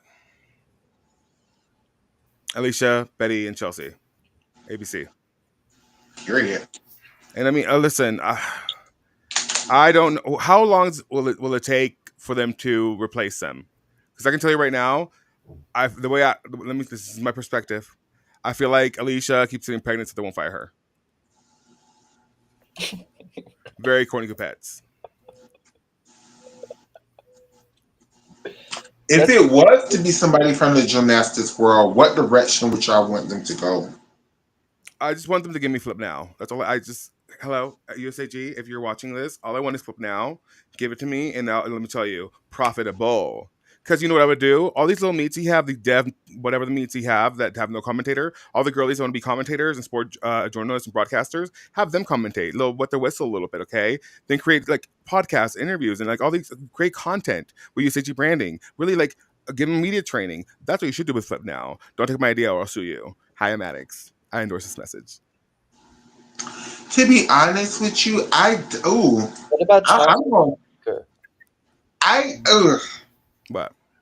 I think because the girls change every couple of years or so, I think it's hard to do that because it's always a new face. I think they had the right idea with like making it the coaches who are the faces. It's just they made the coaches have too much power with that. Like, I would let the coaches be celebrities. Y'all just wouldn't have no power behind that celebrity attention. Like, no, of course it would change every year because you're always like training a new group of girls to give them media training, whatever. So of course it would change. It's a privilege to have that position. If you're hurt, say like Claire Pease in her back, put her to commentate, have her talk, put her in a nice chair with a little pillow. Things like that. Like if a girl is hurt and they want to do broadcast journalism, give them a chance on there. Like have them commentate a cute little meet. Have like a me like guiding them through the process. Like helping them commentate and talk. It's really not that hard, and it would make so much more money than it does right now. It do, but that will also be giving the girls another avenue to be like, oh yeah, y'all keep yelling at me. Well, I'm just gonna commentate, bitch. Fuck you, bye. Period. Let's do it. USA Gymnastics do not seem to. Well, that's what I'm saying. Like whoever does it has to like guide them forward that way because that would make money. It would make a lot of money. I would make you a lot of money, USAG. Hire me, please. I think what I would do is I would fight for them to be able to be professional gymnasts and earn money while they're young, and like let them go compete at these Series World Cup. A, Because Bundesliga. I feel like a lot of the girls and they make this excuse of these college educations, but if you really look at it, how much damn actual college is these girls really doing versus training? Now I know technically they can only train 20 hours a week, but how many times have the girls skirted around that 20 hours a week and been in the gym as a volunteer coach, but actually was working on routines? Like, You don't. They're really like tight about that. oh really? Okay. You can go and just train like at the gym whenever you want, but as a team, no. Or when the team's training, no. Like you were doing their like the team thing. But yeah, they can go there by Or whenever. school, like on school property. They can go to like their home gym or But something. they can go into the gym you and know? just train, and they're like off the clock whenever they want. But as a team, as a whole, it can't be more than like I think 3, or it's an official team practice, something like that. But they can go and just like they sometimes they're tumbling in gym like a skill, yeah. But it's as a team only 20 or something like that. Yeah, Makes sense. but they do skirt it. But they are very as a team now. So I think to your argument, yes. I'm stoned right now. Don't mind me. Do you think, me too, do you think Tasha Schweiker could run USAG? She's busy being a lawyer with Kaylee Cruz. National champion Kelly Cruz, excuse me. You don't think it would excite her, the opportunity? I don't think anybody wants that I job. think I think because Tasha is a lawyer, they don't need somebody to litigate USAG. They need somebody to run the business of USAG. And I think this is one of the issues they've always had with the president position. The president position wants to be part of the gymnastics and picking teams and going to the Olympics and making Olympic announcements and stuff like that. And that's not necessarily the job of the president. The job of the president is to make USA Gymnastics money, and like they need to be more on the advertisement side and less on camera. Steve Penny, Johnny. Huh? Johnny was asking a question. I was saying. No, Steve it was Lily. Before her was Mary Bono. No, Rhonda. no, Carrie Perry, Mary Bono. Then it was Steve Penny, right? Yeah, something like that. I forgot about the blonde hair. Yeah, Katy Perry with the scarves. Yeah. The scarves. She Yeah. always look frightened. My God, her and Ariana Grande are competing for like frightened look. Just like startled. Poor thing. My gosh. Whatever happened? Deer in the Where's she headlights. going now? Whatever happened to her? Carrie Perry? Yeah, whatever happened Probably to her? on tour with her sister Katie. No, I don't know. Who knows? Leading something, yapping. I don't know. Talking somewhere, wearing her scarves. Vaya con Dios. I don't know. As far as Mary Bono, who was married to that USAG money. Probably. Let me tell you. But yeah, no, it's a story. I don't think anybody really wants that job because of how messy it is to clean that shit up organizationally from like the foundation, because you have to burn bridges. I mean, at this point, in order to like for the prosperity of the sport, you got to tear it down from the bottom up. You really do. And it's gonna take like at least a generation and a half to get rid of all the fucking like trilobites. So like walking around there that are like hell bent on keeping it the same way. So it's gonna take you like at least. Here's my prediction. I predict that we will legitimately going to place all expectations on the Tokyo gym athletes to come back, the Olympians to come back. It's going to crumble again. We're going to have another apocalypse like we had in the Olympic trials, and okay, we're going to lose that medal. I got a really good name. I got 2 really good names who we know understand gymnastics, but we also understand that basically when they were the head coaches of their organization, that they basically was building a program from the ground up. Like, call Suzanne Yacklin. or call Sarah Patterson? Oh, she would love that. Suzanne would love that. She'd be like, yes, give it to me now. Call Suzanne Yockler. Suzanne gave me, she would have cussed Marta out at any given She moment. did, I think. Really? At some point, I think she did. I wouldn't be surprised. Call Suzanne gives Suzanne me that. Yockler. Let her rebuild. Let her start it over. Let her bring the hype in. Because Suzanne is not just going to earn USA Gymnastics money. Hell no, Johnny Pierre. Hell no. No, Johnny, no. She's in Germany. No. She's in Germany. Yeah, let Suzanne, take over. She's not gonna take no shit. Y'all know she knows how to win. And she likes us, Michaela. I think Sarah Patterson likes us too. Imagine. Yes, please, Suzanne Yockler for president of USAG. Immediately. Vote for Suzanne. I really think that would be a good look. Okay, I'm going to give you another one that's kind of like left center. What about...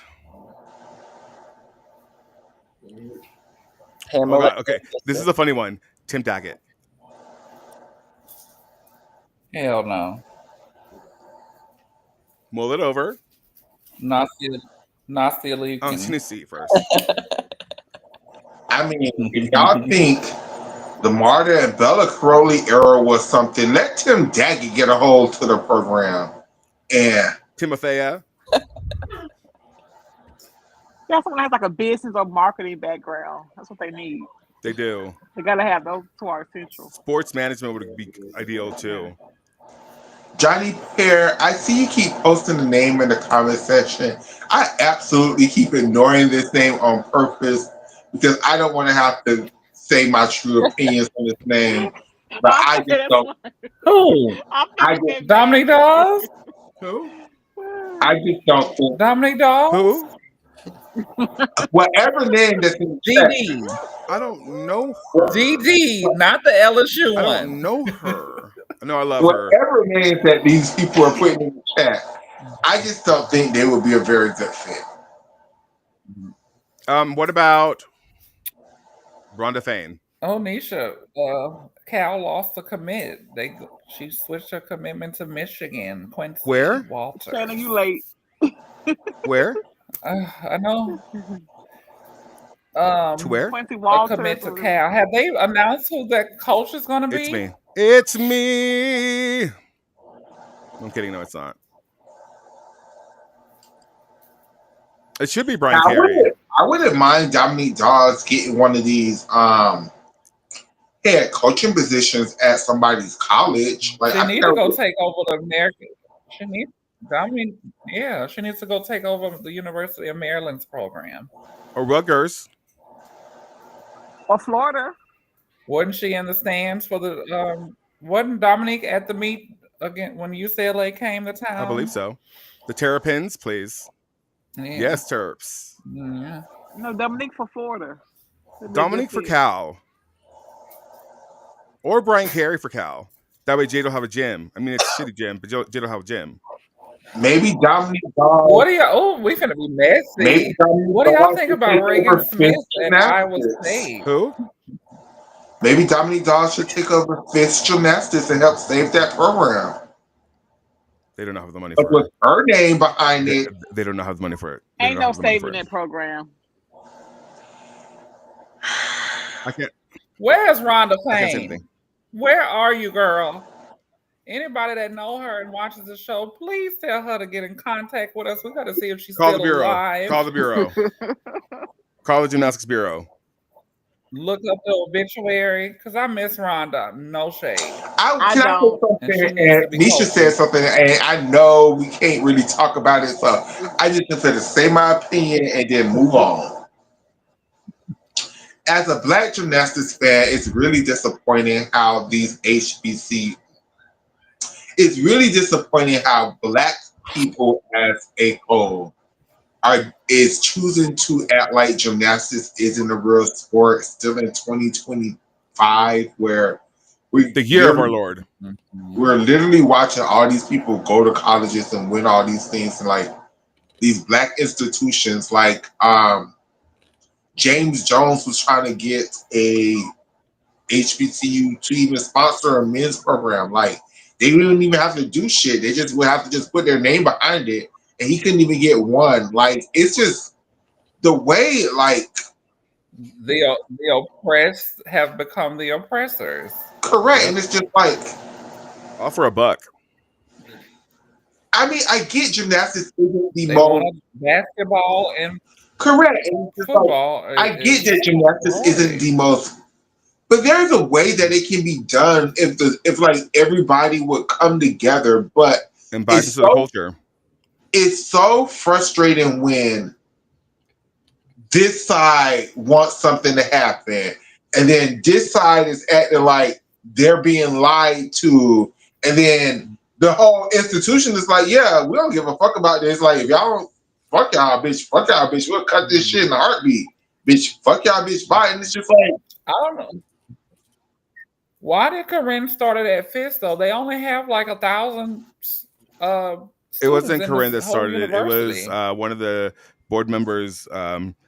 Okay, his niece, Jordan Cromartie is Frank Simmons' niece. His niece was a level 10 gymnast. He asked her why she wasn't going to an HBCU. She said there was an HBCU gymnastics team. He has ties at Fisk. So them together with Brown Girls Gymnastics started or presented to the college. Then Brown Girls Gymnastics was phased out because they're stupid and idiots. Not Brown Girls, but like Frank Simmons and company.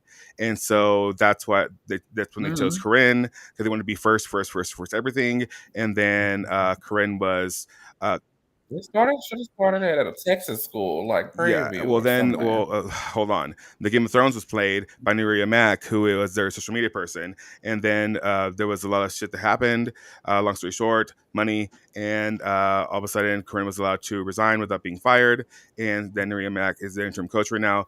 But it's not great because she's the one that has upset a lot of people, and then like isolated the FIS gymnastics team from other helping hands such as Brown Girls Gymnastics, and here we are. It's just been very sad. Like, and I know people don't want to talk about it. I know people, but people, you gotta act like we have feelings too. And like, I know we're fans, and I know y'all feel like y'all are the institutions behind these things, but it's just really, really heartbreaking when, and whether it's the truth or not, whether their truth is the full truth or not, or whether it's just, for me, the one thing that just will always just like is, and I get that people feel like these people should not have these expectations, but it's just the one thing that I just would never, is just like talking to some parents, talking to some of the girls, it's just like they expected it to be like a PWI, and it's just like, I'm just like, how? It's Fisk University. Like, it's only like a handful of people who go there in the first place. Like, you really telling me you did not realize how small this place was? And the people keep telling me that. And it's just like,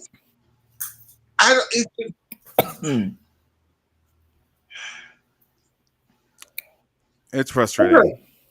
Sometimes I really question, like, was trying to start gymnastics in HBCUs even a smart thing? Because the bureaucracy and like the politics within HBCUs is very messy. It is, and then it's also the culture of Black people in the sport of gymnastics, and how, like, even to this day, like, gymnastics is still viewed as like a white people sport. And then on top of that, as a Black person, I feel like I could say this: I don't trust y'all niggas. Like, y'all niggas like to steal. Y'all niggas like to run shit into the ground. Like, y'all niggas act like y'all are for some shit, and then you be the main one trying to steal the people's shit. Like, and it's just like, you telling me y'all didn't realize y'all would have to buy leotards? You telling me you didn't realize that, yeah, you have to travel to these competitions? You telling me you didn't realize that, yeah, the girls is going to need a medical staff? Like, it's just And leotards are expensive.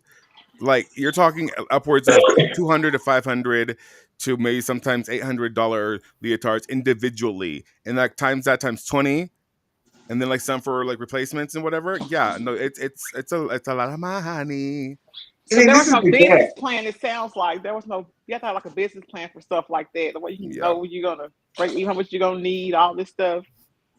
And It then wasn't some of careful these planning. HBCUs do have fashion programs. Like I know FIST has a fashion program. Why couldn't you have your fashion program design the leotards for the gymnastics? Like it's just things Because that you you want a could have. sponsorship, so then they pay for it, and overworking students, and it's a whole thing. I mean, I agree with that, Michaela. Like with music, your music department should make your music. That's why it doesn't sound all chopped up and shit. Like there's ways to collaborate that these teams just do not collaborate, and it's so isolating for them, and it leads to this. And you have bad people running Oh it. no, FIST is not. No, Teensy. FIST is a tiny, tiny, tiny school. Like Hold on. Let me look up the stats. When I it's found out some they high had only schools. 1,000 students. It's some high So, schools that are bigger than FIST University. so those girls take official visits to the campuses to actually see the school. They just went on somebody else's word and be like, "Oh yeah, I'm gonna commit because it's HBCU." What was the logic there? A But little bit of both. There's 1,055. I mean, they sold a lot of dreams because Morgan decommitted to Arkansas to go there. They were sold a lot of lies. Yes, they did. Yes, they were. It's kind of like can what happened. somebody pull it up on a map so we could share like the size of FIST University compared to like another? Yeah, hold on. I have it already pulled up anyway. Baby, put it in on LSU campus, baby. Well, Like, Texas Tech campus. I live down the You street ain't from never gonna FAMU, and FAMU is a medium-sized school. Like, it's not like it's probably one of the bigger HBCUs, but it's not a big school like that. Like, Okay, I have it. And it's not to tear the people down who actually had good intentions to start. absolutely not. I'm not trying to tear program. anybody down. And I think that's a mistake when people hear me talk about this issue. They hear me talk with passion, so they think I'm trying to read or disrespect what they've accomplished, and that is far from what I'm actually is doing. I'm just giving my opinion on like what people have told me. That's all I can have my opinion on is what people have actually told me, and like people really feel like they were lied to get here, and from all ends. I feel like the schools feel like they were kind of lied to. Yeah. Well, because then they isolated themselves and they refused any outside help from or support from like Broncos Gymnastics, who tried to really create a community around them, and they just did not want to work or did not want to, buy into that, and that's why there was a disconnect and a loss of support. And you can only do this for so long without support. FIST University enrollment for the fall of 24 was 1,058 students. High schools are bigger than that. Most high schools in Florida are bigger than that. My high school is for sure bigger than that. Hell, my high school is bigger than that. Yeah. But it's in Nashville, Tennessee. Hey. It's not even like, do y'all know how many schools? And then this is the other thing. Do y'all know how many other schools are in Nashville, Tennessee? FIST isn't even the biggest HBCU in Nashville, Tennessee. They have another HBCU called Tennessee State. Tennessee State. That is way bigger. And it's right next to them too. It's right here. Boop, right there. That is way bigger than damn FIST. Yeah, that's Tennessee State, and this is FIST. Boop, and then boop. I mean, I'm telling you, it was about like the connections they had with the school. But so.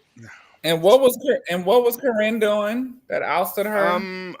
Okay, I can only say so much, but so in the contract, for me contracts, it says that they will be reimbursed for a room and a board when they stay at a hotel or whatever. Mm-hmm. And there was no money, and so Corinne couldn't pay for it, and so she called Brown Girls, and Brown Girls was like, well, it's you can reimburse, and Corinne was like, I don't have the money, and so they made Broncos pay for it apparently, and then Corinne ended up paying for it, and she was very not happy about it. Apparently went to the AD, and when they did an audit or something like that, it wasn't good. So they allowed her to. If you remember, at the Jade and the Carries meet with Fisk, Corinne was not there, and so yeah, she was allowed to resign without getting fired. And like, what was the rush job to get this program I started? don't know. Though, They wanted to be the and first. to not have a They wanted to be the gym, first. not to have a gym, not to have a site to have meets, and you're constantly traveling away. Like, none of those things were thought They should have about done the and Clemson and taken a year. discussed.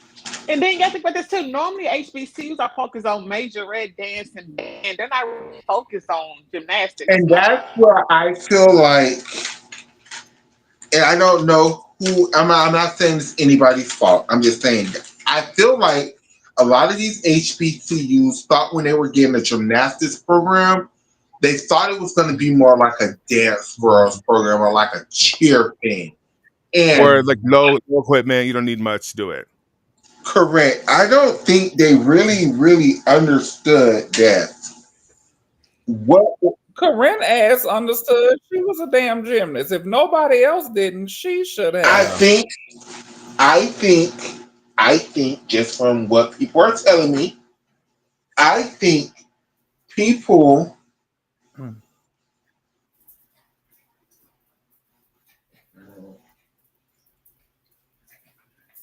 kind of told the universities like, oh, it's not really gonna take that much money. I mean, like, Yeah, there wasn't there wasn't enough clarity between both parties, and I feel like that's why it was rushed into to be the first to make history. I ain't never been a gymnast a day.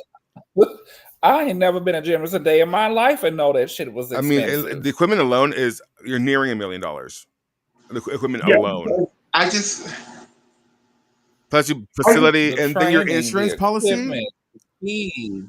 I don't think the schools realized the amount of injuries that were involved that they were gonna have to take care of. The insurance policies alone.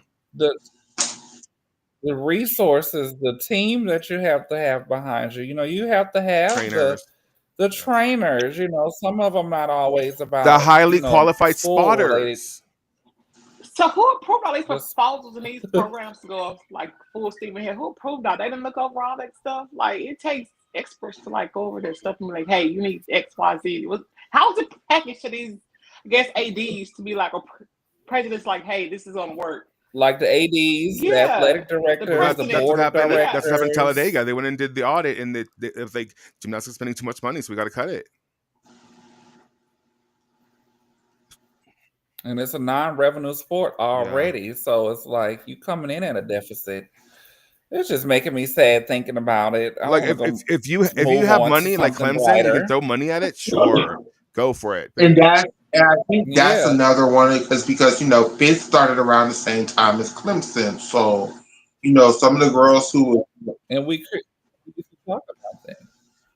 We used to compare it. I think we did a show about it, like comparing what Clemson did compared to Fisk and the resources that Clemson had in the community, the money that was spent, the planning that was put into Clemson's campus, and can somebody look up their enrollment from last year? Because it's a fucking town. It's their entire town. Clemson is just like, I know it's not known for gymnastics, but y'all just have to understand that Clemson is a beast of a school. Like, Clemson is one of the biggest schools. Like, that's their whole school.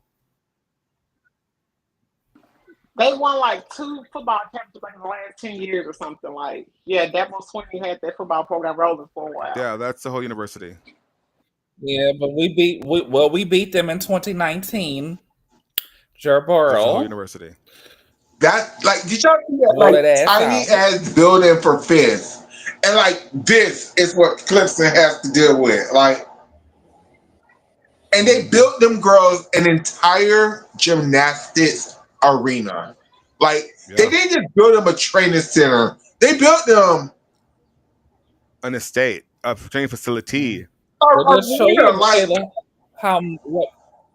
That shows you how money, because I want to go back to not, putting blame on Fist and these And I'm people because so I'm sure sorry. I that just they know. I'm so want sorry. I'm to. glad you said that, Shayna. I just want to make it very clear.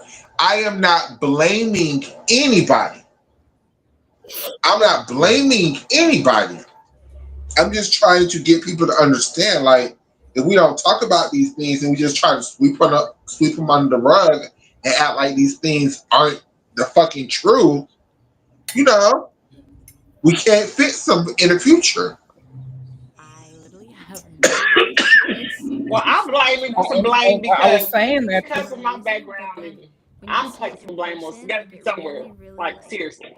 it is better than anything that we could have ever imagined. We'll ball out now next time. I was just saying that I mean, look at the because building.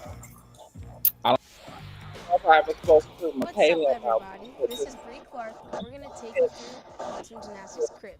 title, the If I things scroll and the back up there, you can see the when pod when you're in the gym. women, So you have to think about our history, this is kind of like just in the United States and the world when it came to women couldn't vote at one time, y'all.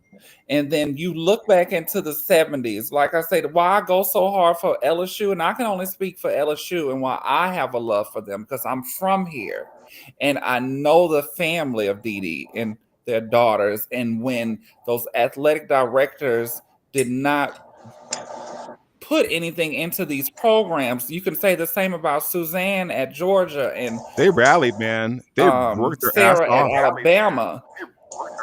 Those women worked their asses off to get those programs to where they are Outside of today. the It grocery didn't store, just handing out happen tickets and overnight. shit. Yeah, they did. They did the road work. I was there. My Dee Dee's youngest daughter and me went to high school together when it was barely 1,000 people in those stands at the PMAC. When they had basically a Fisk University training gym. It was basically like a PE gym. Yeah. Those women had to fight for that stuff. So when I say I don't want to blame it on Fisk and all of that, because these same programs used to look like this back then. Mm-hmm. And now there's just no real like opportunity for a small team to just like, grassroots be funded because you have to have a whole backing from your entire school. Like Clemson, like they are pouring money into this. Look at that building. Look at And that can money. somebody, hey Shayna, can you do Clemson's enrollment from this year or from last year?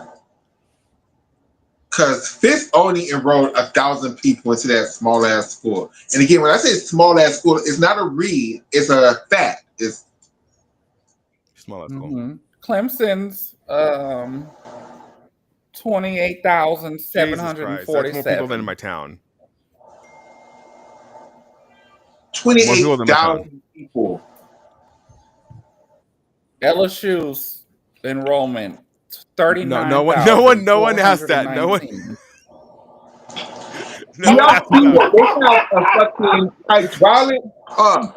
So they don't even have to stack mats on top of each other. They could just raise the platform to be the height that they needed to be. Like, yeah, LSU has that too. I saw that there on Connor's video. I was And amazed. Like, Michigan. what? So basically, y'all are saying that even the enrollment fees couldn't cover the gymnastics program at Fisk, which basically saying.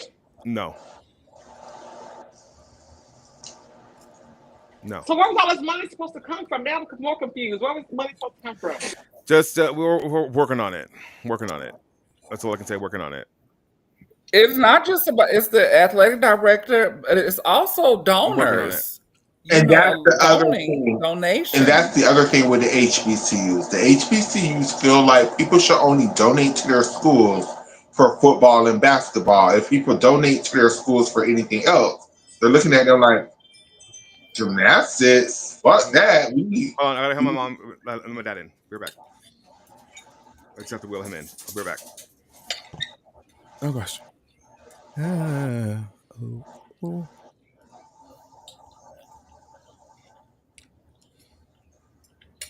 Hell, and then I would still say Fisk is still way bigger than Wilberforce, a school I never even heard of.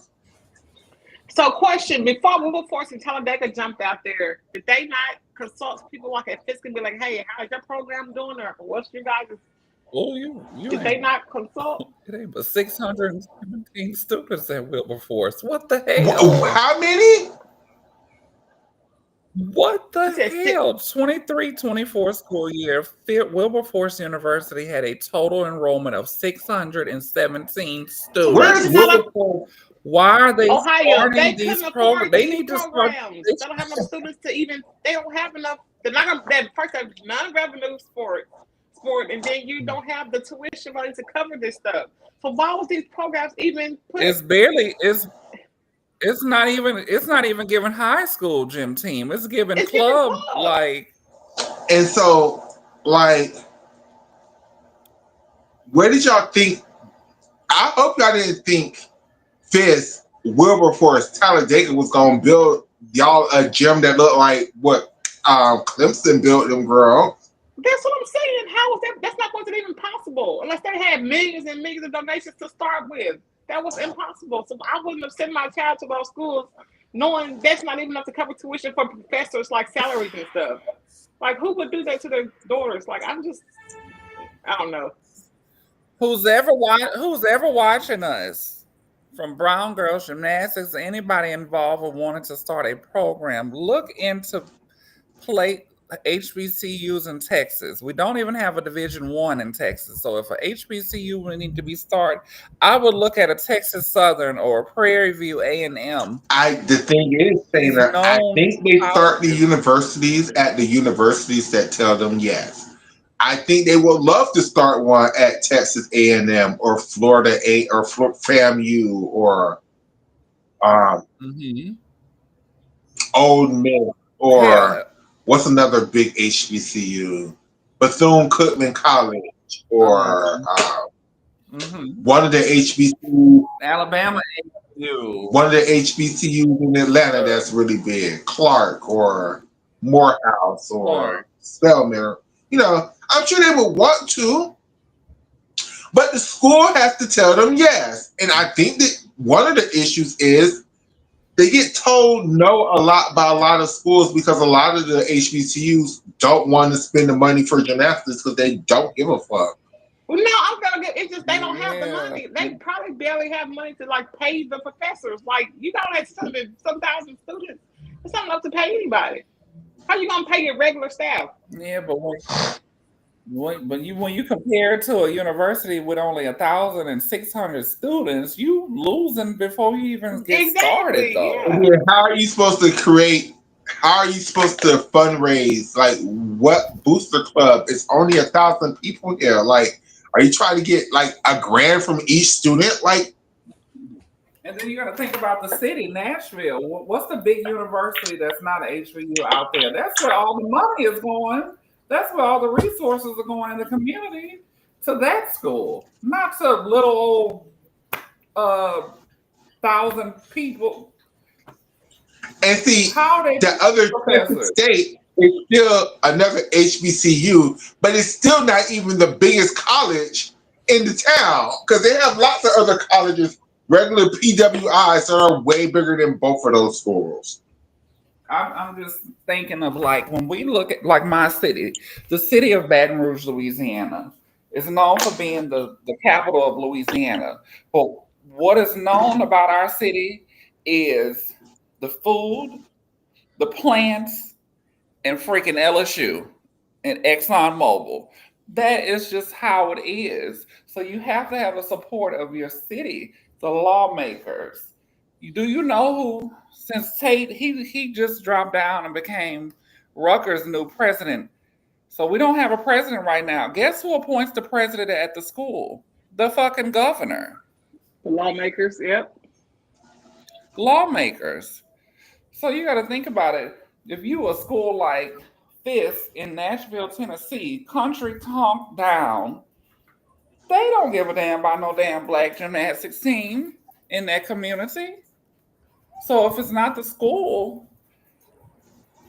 funding it, you're not going to get no kind of funding.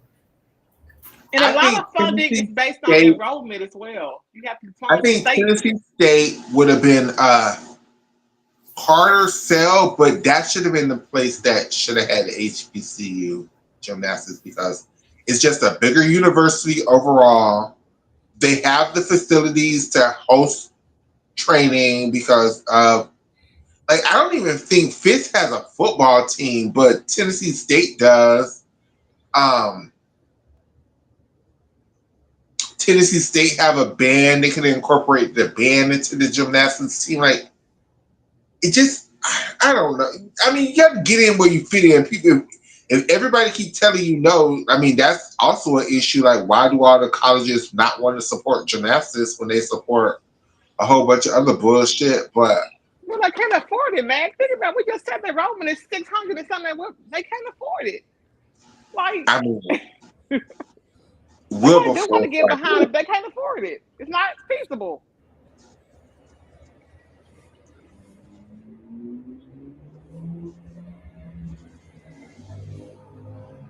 I did not realize Wilberforce was that small. Like,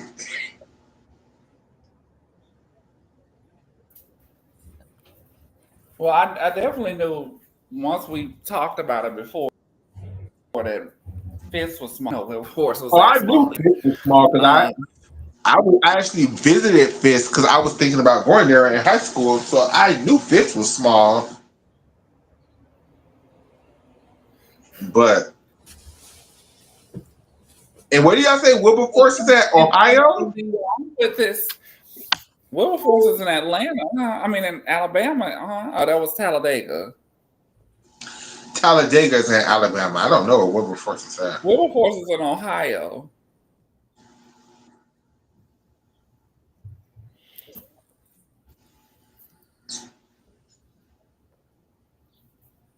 Yeah, Wilberforce, Ohio. But you know, we talking about HBCUs, and I guess this is a good thing to go into another topic about the settlement that just happened because I feel like a lot of other schools not HBCU related are going to be closed down or in jeopardy of losing their programs. I would say this to the older gymnasts, right? It must really suck watching all of these young girls being able to make all of this money when y'all couldn't. And arguably when y'all was out there, y'all was doing harder stuff and putting y'all bodies at more risk than these girls are. So, but I just don't think it's. How far back in time do y'all want to go? Do y'all want to go back to the 80s? Do y'all want them girls to be getting NIL money? Like, I definitely want where it all started from, my Magnificent Seven.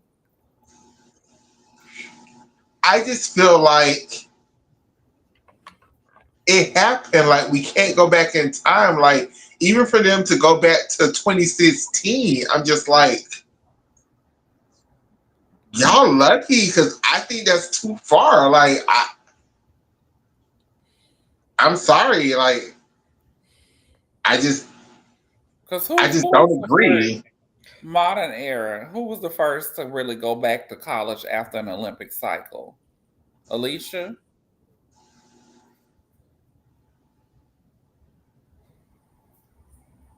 Courtney Kupats, I would say. Courtney and Taryn and Courtney McCool. Mm-hmm. What about Jamie Dancer? The only reason I don't count those girls because technically they didn't win a medal, so it wasn't that big of a deal for them to go to college. I mean, I know they won a medal after the fact, but you know. Mm-hmm. But just imagine the money that they could have made just being those girls and the Olympians. They could have, but I just don't feel like how far back do y'all want to look at Dominique? You know, Dominique went 3 Olympic cycles and could not, you know, she gave up the eligibility of school to, you know, those girls had those tours and stuff, you know. So I hope they were able to make money being on those Wheatie boxes and all them tours. You know, they did tour and do all that back then. Did they ever make profit. Yeah, because Dominique Moceanu, mom and daddy was stealing her money. Mhm. I just don't feel like. I feel like where they're at now, and with 2020, with 2016, I think that's fair enough back to pay the girls. Like, I don't feel like they should go back to 2012 and 2008. I mean, like, it's just going to be a never ending. And I know it's not just about the gym, it's mainly about the football players and the basketball players, because as badly as we think they treat, and we know we say they give everything to the football players and the basketball players, but the NIL is really for the football players and the basketball players, because they steal from them gentlemen the most. Yeah. The most. Like, they have old video games with their asses on them, and they can't make a penny off of it, but And that's what started the lawsuit. correct. So I feel like I understand, but you can only go back in time so far, and like I think 2016 is almost 10 years ago. That's far enough back. That's a statute of limitations. Maybe every gymnast that competed under NIL, like the change. What year was that? 2022 or 1? One. So those Well, it's 22 because after COVID. Yeah, it was 22. every gymnast that competed in 2021 So Maggie, should Kyla. get there all their years. So if they were a senior, they get 3 years. A back pay?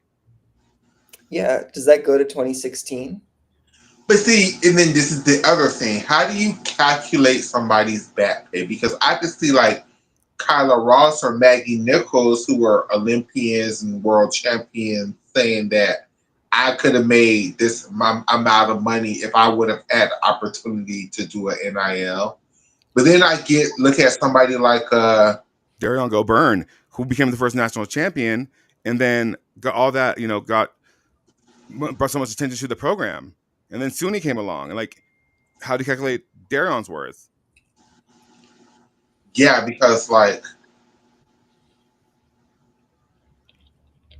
Or like someone like Safina De Jesus, who went viral, or Kayla Nohashi.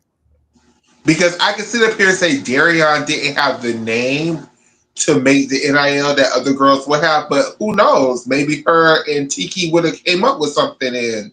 And she was the first national champion for that program. Correct. Period. And let's see who else is like Brenda Dowell. Like, how do you evaluate her worth? Because, I mean, as an elite, you could say she was an elite, but. And I just find it disingenuous for someone like Livy, who's worth like what, however million dollars she has now. Like, girl, you're very coin, and your parents had coin. Like, why are we? I would understand if it was like for, I don't know, like. But again, I do understand, because with Livy, it's like, yeah, y'all give me this calculation and be like, I'm not the best gymnast on the team, so I should be happy. But fuck that shit. Nobody would have an NIL if it wasn't for me, bitch. So I want it all. I can understand. I would hope that she isn't that greedy, but it feels like she's. It comes off greedy. It's not greedy when it's not greedy when you run. Fuck them basketball players. Fuck them football players. You run this shit to LSU, and even though you make a lot of money, there's other people making more money than you on something that you brought to the program. She makes more money than Jay. She makes more money than Jay. I know she makes more money than Jay, but she doesn't make as much money as them football players who. Is there a ranking? Can we look it up? I think she's one of the top, even in the men. Let's see. Not to like try to contradict you, Michaela. I'm just genuinely interested in this. No, I mean, y'all can sit up there and tell me she makes $30 million a year. I would sit up there and be like, I could argue that she probably should make more than that.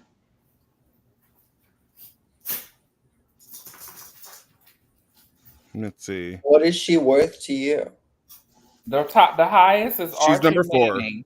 She's number 5. Oh, well, yeah. Well, she's tied for number 4. Is Archie? Michaela, what is she worth?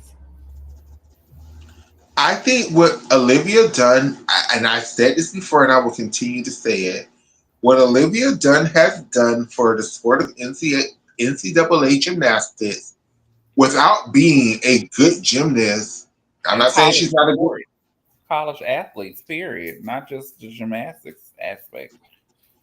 without being one of the premier athletes on her team is fucking incredible. Her social media alone is worth more than some people's career. Her the eyes that she brings to that school, good attention or bad attention, it's attention. It was asses and seats. Is invaluable, and because of Olivia Dunn and what she does on social media, it brings a lot of people to LSU gymnastics that would have not paid attention to LSU gymnastics if not for Olivia. Like people would be mad when they wouldn't play Olivia on TV doing her horrible ass floor and beam routine to the point where they just had to put Olivia in lineups until championships, and they was like, okay, we ain't finna lose for this bitch, but Well, I disagree. We had injuries, so she had to be in bars that year. We didn't I have the mean, she was bodies. she was doing innovative skills on LSU was floor. getting 11,000 people in the seats before Prior Olivia to. got there. Yeah. Though. So She was doing incredible not skills on the floor. reason Like why LSU was that flopped. popular. She brought out for athletes to get paid with the NIL just across sports in general. It wasn't just a correct. gymnastics thing because LSU was packing out the PMAC before Olivia got there. Yeah, They were, but I'm just saying Out. the level of attention from her social reached media that another she level. But I brung. don't think it was due to gymnastics, though. I think it was more about it No, being a I'm sex. not saying. And you see, that's the problem. Being the It sex had nothing to symbol do that with her she is. gymnastics. It was her social media. But then Yeah. you can't Hey, take the good away from the hey, bad. hey. Like you have She to sit up leveraged it. and say, as valuable as somebody like a Haley Bryan is to LSU because of her gymnastics ability, right? Mhm. And that's how Haley Bryan brings the attention is her gymnastics ability. Yeah. Well, Olivia brings as much, if not more, attention just because of her social media. Asses and Yeah. seats. But when I look back 20 years from now, 30 years, when I'm old and can't walk, I'm always remember Haley Bryant and them bringing home that national title if we don't ever win That another one. I'm big ass worried trophy about outside the Olivia. PMAC. Rich Hello. ass. Hello. That Stop. big ass trophy. Oh, I want to take a picture with it so bad.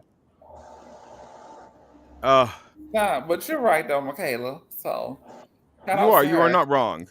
And I think what we have to what's hard to reconcile with is the fact that she maybe worth $6 million, whatever, very coin, but also that you're right. The way she was able to leverage her social media standings and fans and following to really make the sport of gymnastics bigger in Baton Rouge is admirable.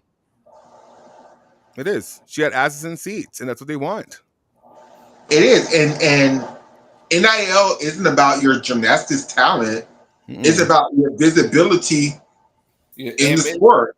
your name, your image, your likeness. Marketability. And we're not going to act like Olivia isn't very beautiful and she's can sell stuff. Can't Easily read for shit though. can't read for shit, but when you're white and you're blonde, you don't have to. You can be mediocre and still, Like Omarosa said, you can be rewarded for being mediocre. And she's And I'm gonna not saying Olivia Dunn is mediocre before we run with that narrative. No, she's not. I'm just saying, like, Her gymnastics can be mediocre. and she's gonna have a coined husband. Well, Yeah. to be. I'm just saying, if I was with the talent Switch half was horrible. What? the fact that Olivia Dunn even was in lineups up until she wasn't was a miracle. Why would you do a switch ring like that? The back did not have any flexibility, honey. There was no head release. Switch ring half? Switch ring half. Ambitious. The done one and the done two. Ugh. Live for that. Innovative. Beautiful. Wonderful, marvelous, never the same. Bus, another bus, another club. She was used when needed, and her role was her role. Mhm. Correct. And that's just, and this is why I think Olivia is fighting, because But I that's was more upset about Alona making bar lineups than Olivia making bar lineups, but that's for another conversation. Oh, did I y'all feel see like- that? Oh, go ahead. Sorry. Olivia is protecting her legacy in the sport by fighting these fights, because she doesn't have the record legacy. She was Like- never going to give you a 10. She's never gonna have that. But Olivia's 10 is gonna be, bitch, I'm the highest paid athlete in the I'm very NCAA. coin. I'm very Y'all- coin. Y'all give me my props because I'm getting y'all hoes paid. Correct. I'm very, And very that's- coin. and those are her 10s. And just like you would expect Trinity Thomas, Ailey Bryant to fight for every 10th of a point that on the gymnastics floor, I expect Olivia to fight for everything she brought to NCAA gymnastics. Like, Johnny, that's just never going to happen. Girl was kept together by Denisha Tate and Hopes and Dreams. Wishful thinking, Johnny. You're They right. wanted her for the pro If league. that would ever to happen, yes. They wanted It's her for the pro never going league. to happen, but yes, it would. She now, would've been good. yes, I think Olivia would do very well in the professional arena in gymnastics if there was a professional league. I think Olivia would do very well. I don't. But they have Is he? Simone though, so Simone will always bring the people. I don't think Simone's going to be part of that in any capacity. She should go to Team GB. Charlotte Booth! Charlotte Booth! Olivia? Charlotte Booth! Yeah. I don't think she could make GB's team either. Charlotte Booth! In the I offseason. think Trinity could put on a pair of a goddamn grips and go be Team USA fourth person on bars and score better. I No, I doubt it. think GB would have taken. I think Olivia's best chance at making a team would be at Team Mexico. I think that's her level of where I'm she's at as a leaving. chick. I'm GB leaving. would have Everybody get in taken the all car. those girls to Get in Europe. the car. Nos vamos.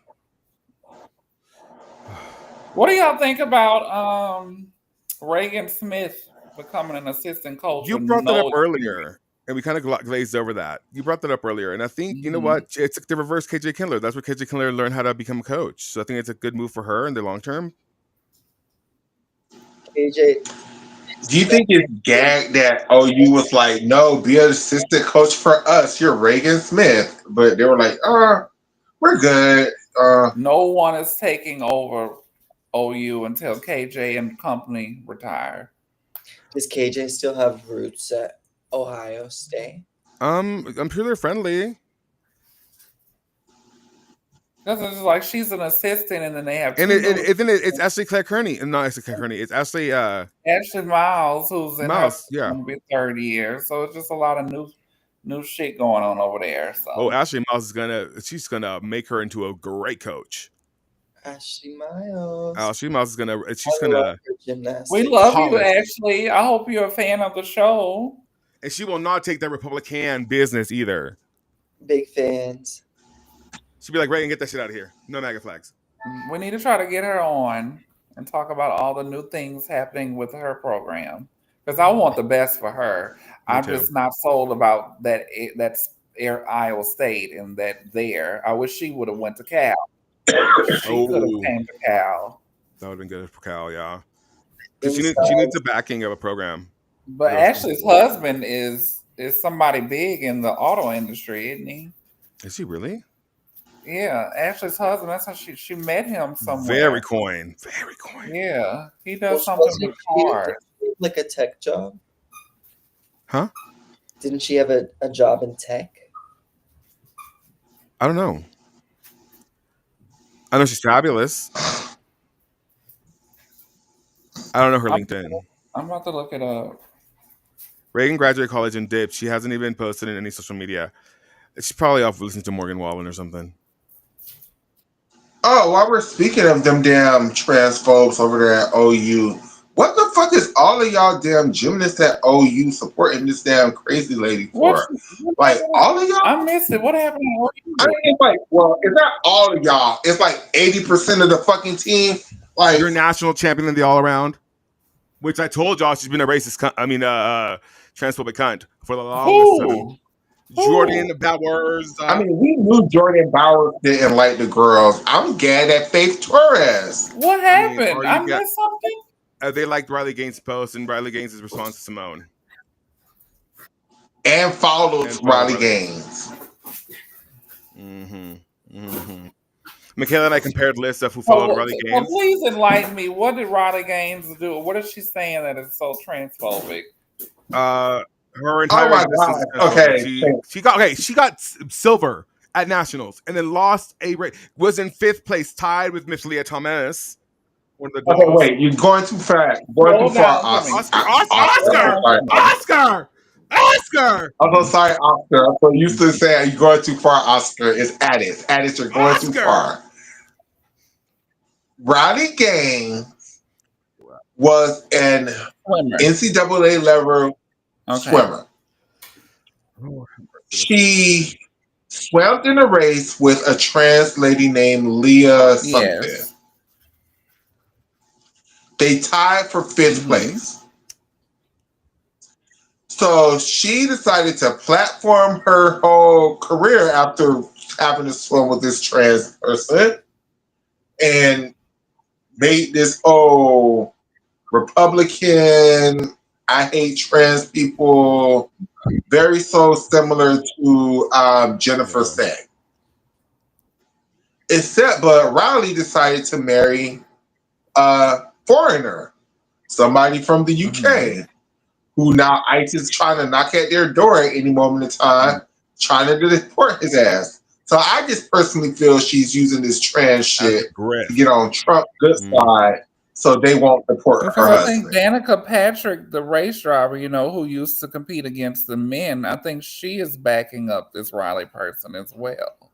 Yeah.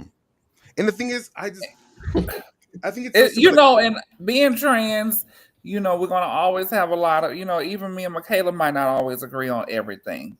You can be two things can be the same thing. You can have dual thinking roles or whatever. You can be a transphobe, but you can also, want the rights of women as well too. And you have to think about it. That's like, okay, I'm in a sport and I'm going against a trans person. Yeah, I don't think, that's kind of like the bathroom thing. Some people just, aren't ready for that. But the thing is, we have to take in mind that, like, how many, trans people are 6.6% of the population, right? And then out of the 500,000 athletes in the NCAA, less than 10 are trans. So in order for any athlete to get to that level, even high school level sports, they have to have a community, they have to have support, they have to have an entire backing system and a family that like supports them behind them to even make it to that far. Some of them don't have any of that. So it's like, there's just, to say that this is a problem, it's not, because so many kids don't even make it out of high school alive. I understand that, y'all, and we all can have our own opinions, but you got to also we got to not be delusional as well. Oh, of course. If we're used to male sports and female sports, and when you have something different or other, you can't just add them to it though. Like, you really have to like make another league or do something. You know what? Or have co-ed stuff. Yeah. And see, and this is where I'm definitely gonna double down on the transphobia, is because there is a other league in gymnastics. When you see a boy on balance beam, when you see a boy doing uneven bars, when you see a boy doing a routine to music, in 2025, 9 times out of 10, he is training, or if she's a trans person, they are training for the NAIGC league, right? It is our very own league that everybody always is like, why don't they just create their, well, we have one, bitch. So now that we have one, don't complain when you see boys doing bars. Don't complain when you see a boy doing balance beam, because you asked us to create our own league. We created one. It's an active league where people are actually doing We did competitions the and stuff. decathlon. So All 10. Do you now that we think, have it, not to cut you off, Michaela, with the whole swimming thing, do you think it's because the trans girl is clockable that it's a problem? What if it was someone who was passable or who had been, gender confirming care since before puberty, who you really can't tell? The trans girl looked like she just started taking hormones maybe like 3 years ago. So you have to think that any of these women, were any of these people in this competition asked, were they okay with this, Well, and to your point, national champion in that race, Taylor Ruck, who is also a bronze medal Olympian and the actual national champion and Canadian queen, has not said shit about it because she had no problem with it. She beat the bitches. And she hasn't said anything. She hasn't spoke out, but the 5th place, Miss Riley Gaines wants to talk. Not when a one is in the room. No, ma'am. Miss and Riley may just be a truly sore think- loser on top of being a transphobic Exactly. That's the piece of point. cunt. She I might be all truly think the above, but I'm only just- reason why Riley has been platformed to this position is because she tied with that girl in a loss, right? So you can't say that the girl beat you. So yeah. you tied You with can't say her. you beat her. You can't And say you your ass beat her. still wouldn't have been on the podium if she Exactly. wasn't in the meet. You can't even get into the So club. because You still wouldn't have been top. correct. So because nothing. I'm just looking at it in both ways, and what someone who, we have to have Yeah. these conversations, y'all, even if you're a part of the community or not. And it was stupid on Simone to say certain stuff because you have to mean what you say, and people get on these type boards and start. Mm-hmm. You Right. went mute. I get it. I agree. Yes, Diva. Say her name. Okay. I know somebody was damn sure trying to call her as soon as she started making her point. I knew somebody was finished trying to start. I get what she's saying, and It wasn't me. I do I do 100% understand what point Shayna is making, and I'm so glad she made that point because Are you back, Shayna? Beautiful. I made a mistake and my computer just did the most. I'm just thinking, like, growing up, I played sports before I even transitioned. So I have to think about the time, the sweat, the energy that my parents put in for me to do this sport. And now I get to a level, regardless if I'm going to win or come in last place, and then you have a other or someone different I'm competing against. People are going to feel some kind of way. I mean, they could just be better. And is it fair? But is it fair though? I get that, but it would be one thing if the girl was out here dogging the. It would be one thing if the girl was out here like mollywopping, running laps against the other girl. But she lost just like the other girl lost. Like y'all both lost. Yeah. Like it needs to be, but it needs to be a co-ed meet. It needs to be a co-ed competition, Michaela, not a females competition. That's all I'm saying. It cannot be a woman's swim event and everyone is not a female in that competition. So that's where the problem comes in, because I agree with that. Like, even though I'm defending Leah right now because of Riley, I don't feel like it's a case by case, individual by individual basis, right? And whatever we can, and like I said before, like there is a conversation to be had that this conversation can be had. It can be had respectfully, but when fish want to start throwing shots in this conversation, I'm gonna retaliate with shots being Yeah. thrown too, Well, bitch. you And everyone Well, fuck your and uterus, fuck all that and the shit, thing that bitch. the real Like, position that has to be had is like, okay, so like Imani Khalif, the boxer from the Olympics, the young lady. So she was just Mhm. banned from boxing because of regulation that changed. And then you look even further, and you have what is the young lady that was a runner? Caster Semenya. Like Yeah. these are all like it is a case by case basis, and that's why you have like in some sports at Olympic level, you have hormone level testing. Like Mhm. that is an avenue that is probably the proper way to go about it. But at the same time, it's like Michaela said, it's a case by case basis. It's very subjective. And Johnny, if you said if she would have came in last, they would have never cared. I don't believe that because she didn't come in last. She came in fifth, so she didn't even win. Imagine had that trans girl had won. It would be Yeah. even more of an outrage. Yeah. Which is why we're saying like this is a nothing burger. It's just Riley trying to get a green card for her husband. Period. And full stop. And And you're J.K. gonna have Rowling the trying to ones, destroy. supporting it. And I don't support people that don't support me either, but I also look at, people are human and people are gonna have their opinions that might not always, oh, Yeah. of course. believe. And But I'm just it would thinking, be I'm one just thing. looking at it from female Oh, you know what? We perspective. went all around the world and we never told you what happened. I'm so sorry. No. So this is what happened. What happened is, I guess it was this intersex person who competed in a softball tournament with their high school's women's team, Mhm. right? Now they're intersex, not transgender, so let's make that separation, right? For those who don't understand what intersex is versus transgender, That's who not a gender, that's a intersex, sex. That's totally different. we used to call those people hermaphrodites Jamie or Lee whatever, Curtis. right? Not, yeah.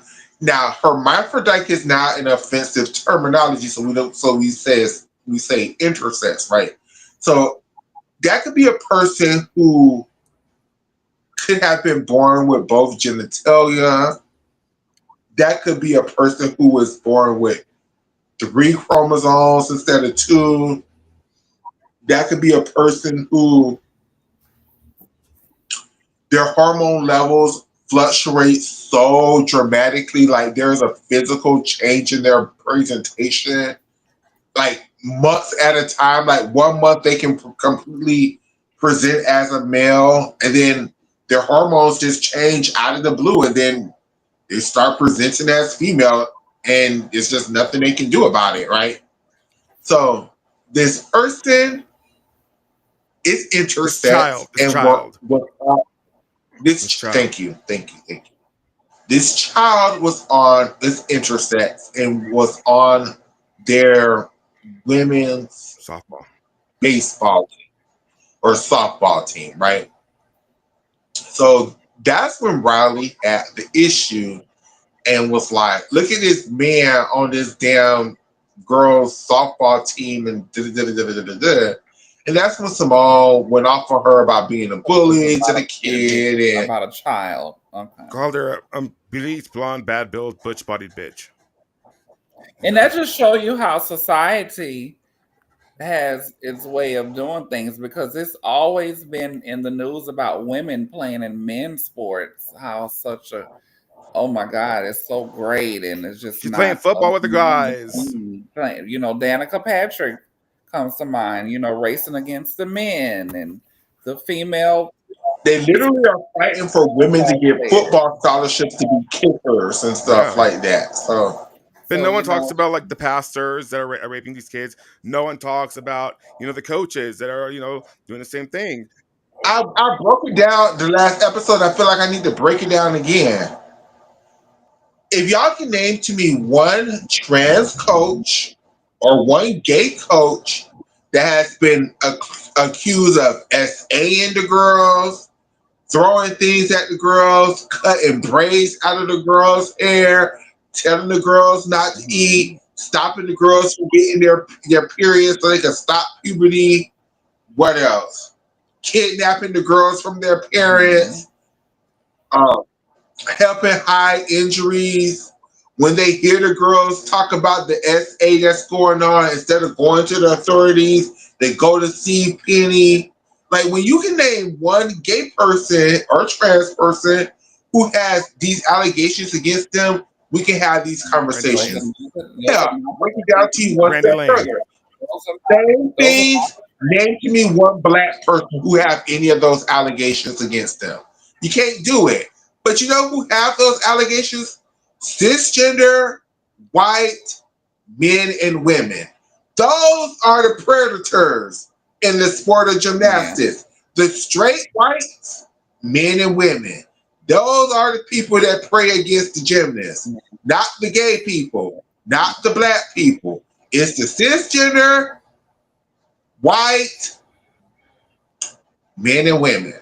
So when you act like trans women are afraid to be in sports because trans women's gonna take your coochie, because that's the platform that Riley is on. It's not even about sports. It's about we're predators and we're the same as Larry Nassar and this, that, and the third. I think they Now, have when that's the platform, one case of a trans woman being in jail impregnating the women.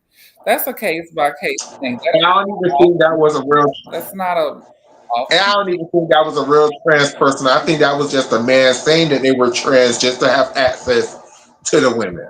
And you have to think of just the history, y'all, of you know so many stories, Me Too stories. A lot of these people are pedophile, rapists, or y'all uncles and y'all cousins and y'all brothers. If you take it out of the gymnastics aspect of it, it's the cis hetero powerful men in the families. You know, even in the black community, the first person who touched you probably was a drunk uncle or a babysitter who was an older cousin or something. It wasn't the gay or a or the pastor, pastor. or a You priest. know, in my family, my grandmother's first 2 children were from rape. You have to think about our history, and then y'all worried about trans people and going to the damn bathroom. You would hope for one of the girls to be in the bathroom if a motherfucker come in there, because we're gonna fight a motherfucker in the bathroom. Or you better hope the girls don't. I hope y'all don't think that, the girls just won't just start going to the men's bathroom, baby. Because you think it's an issue now, baby. Your husband's just gonna be in the bathrooms for 2 or 3 hours at a time, Major. You just gonna be like, what's going on? Go to them local gyms and see what be going on. So it's crazy. But I just Go always to your local adult videos. Hell, go to your local adult video store and spend them $10 and go into that back arcade and figure out what's going Or on. don't do it. And instead, go to HBCU Gymnastics, no, HBCUGymnasticsAlliance.com or .org or HBCUGymnastics.com to sign the. So there's a now petition, and it is to attempt to save.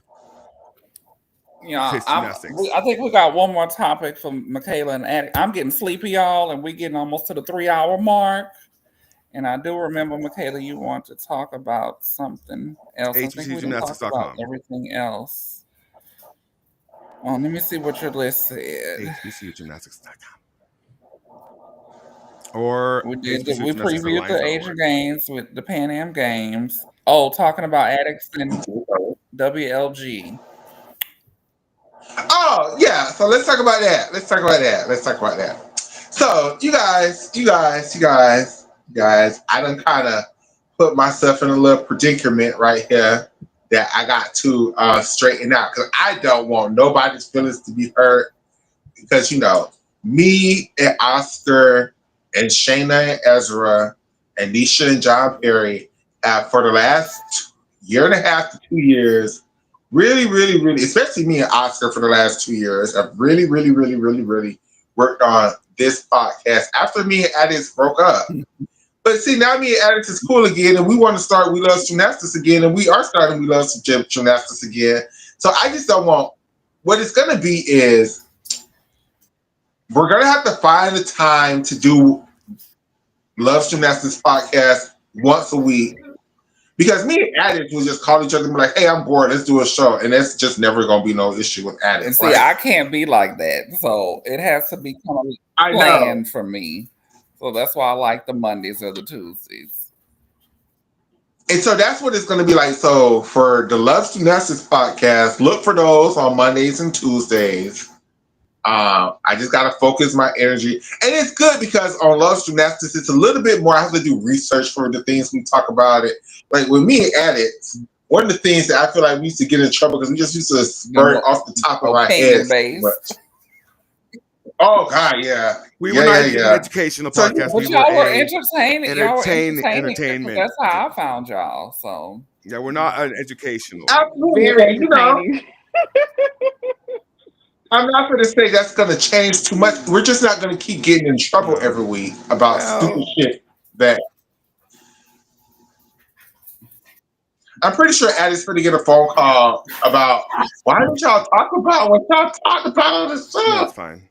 I'm giving you so much clavicle today. But yeah, I think, it's plus.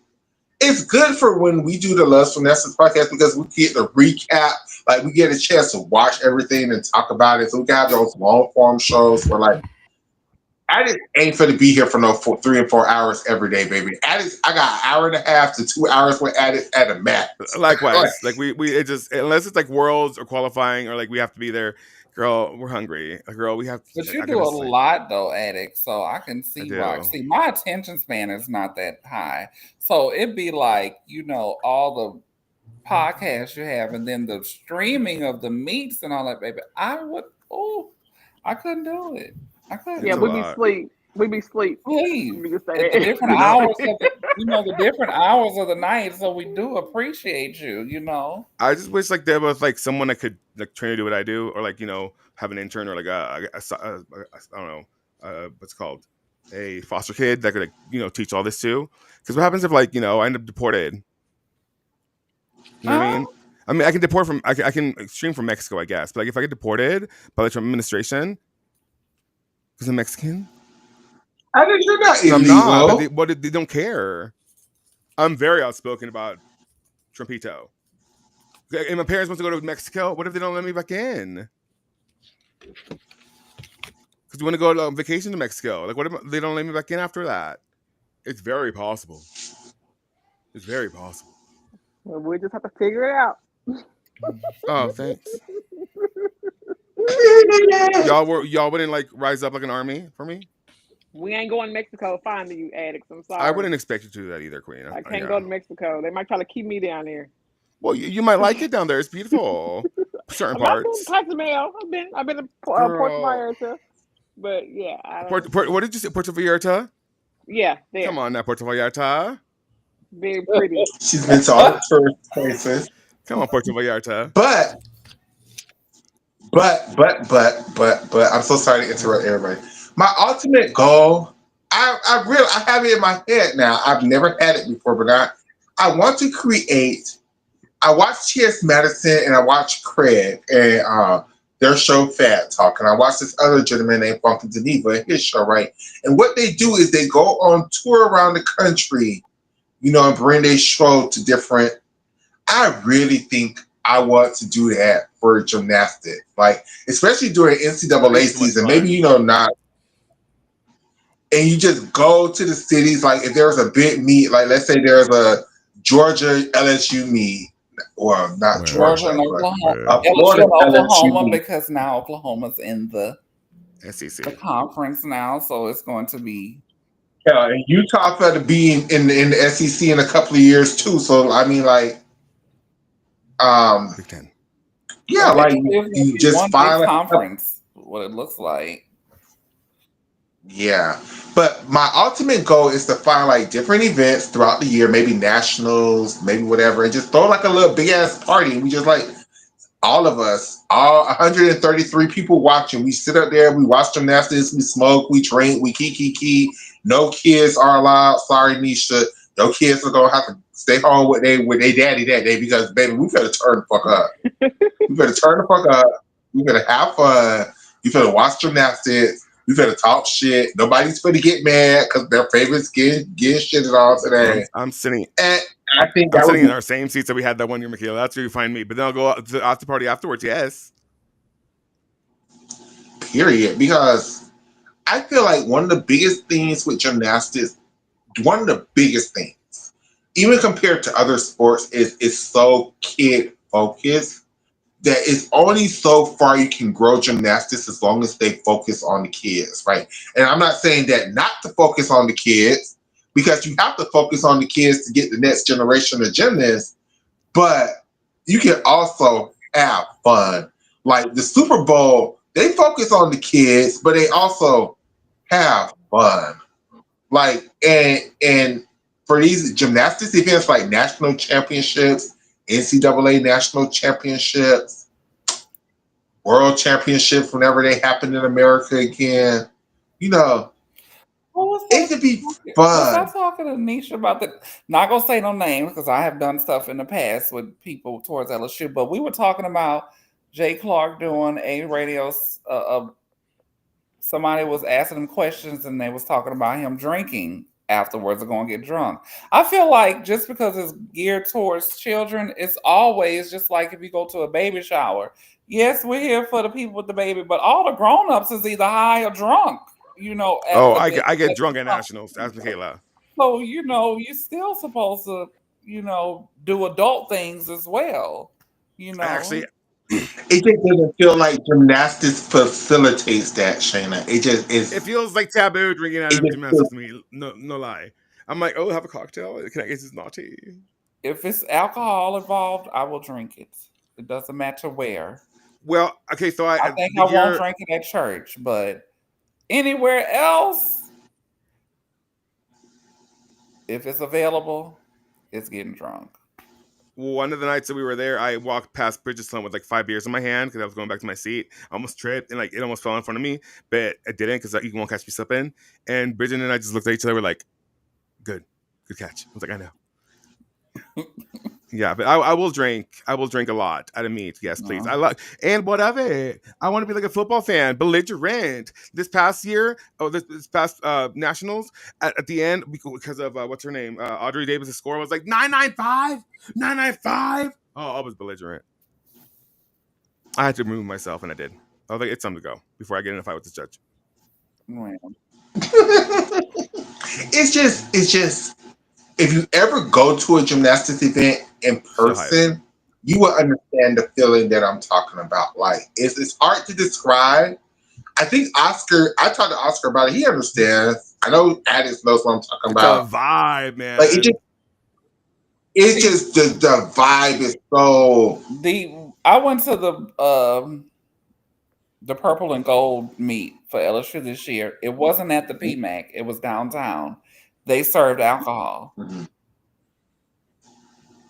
How was that for you? I drank it, and one of my good girl best friends came with her son, and we was drinking. Period. And her son, he was right there on side of us. Period. But I understand, you know, with the children, there's so many children around.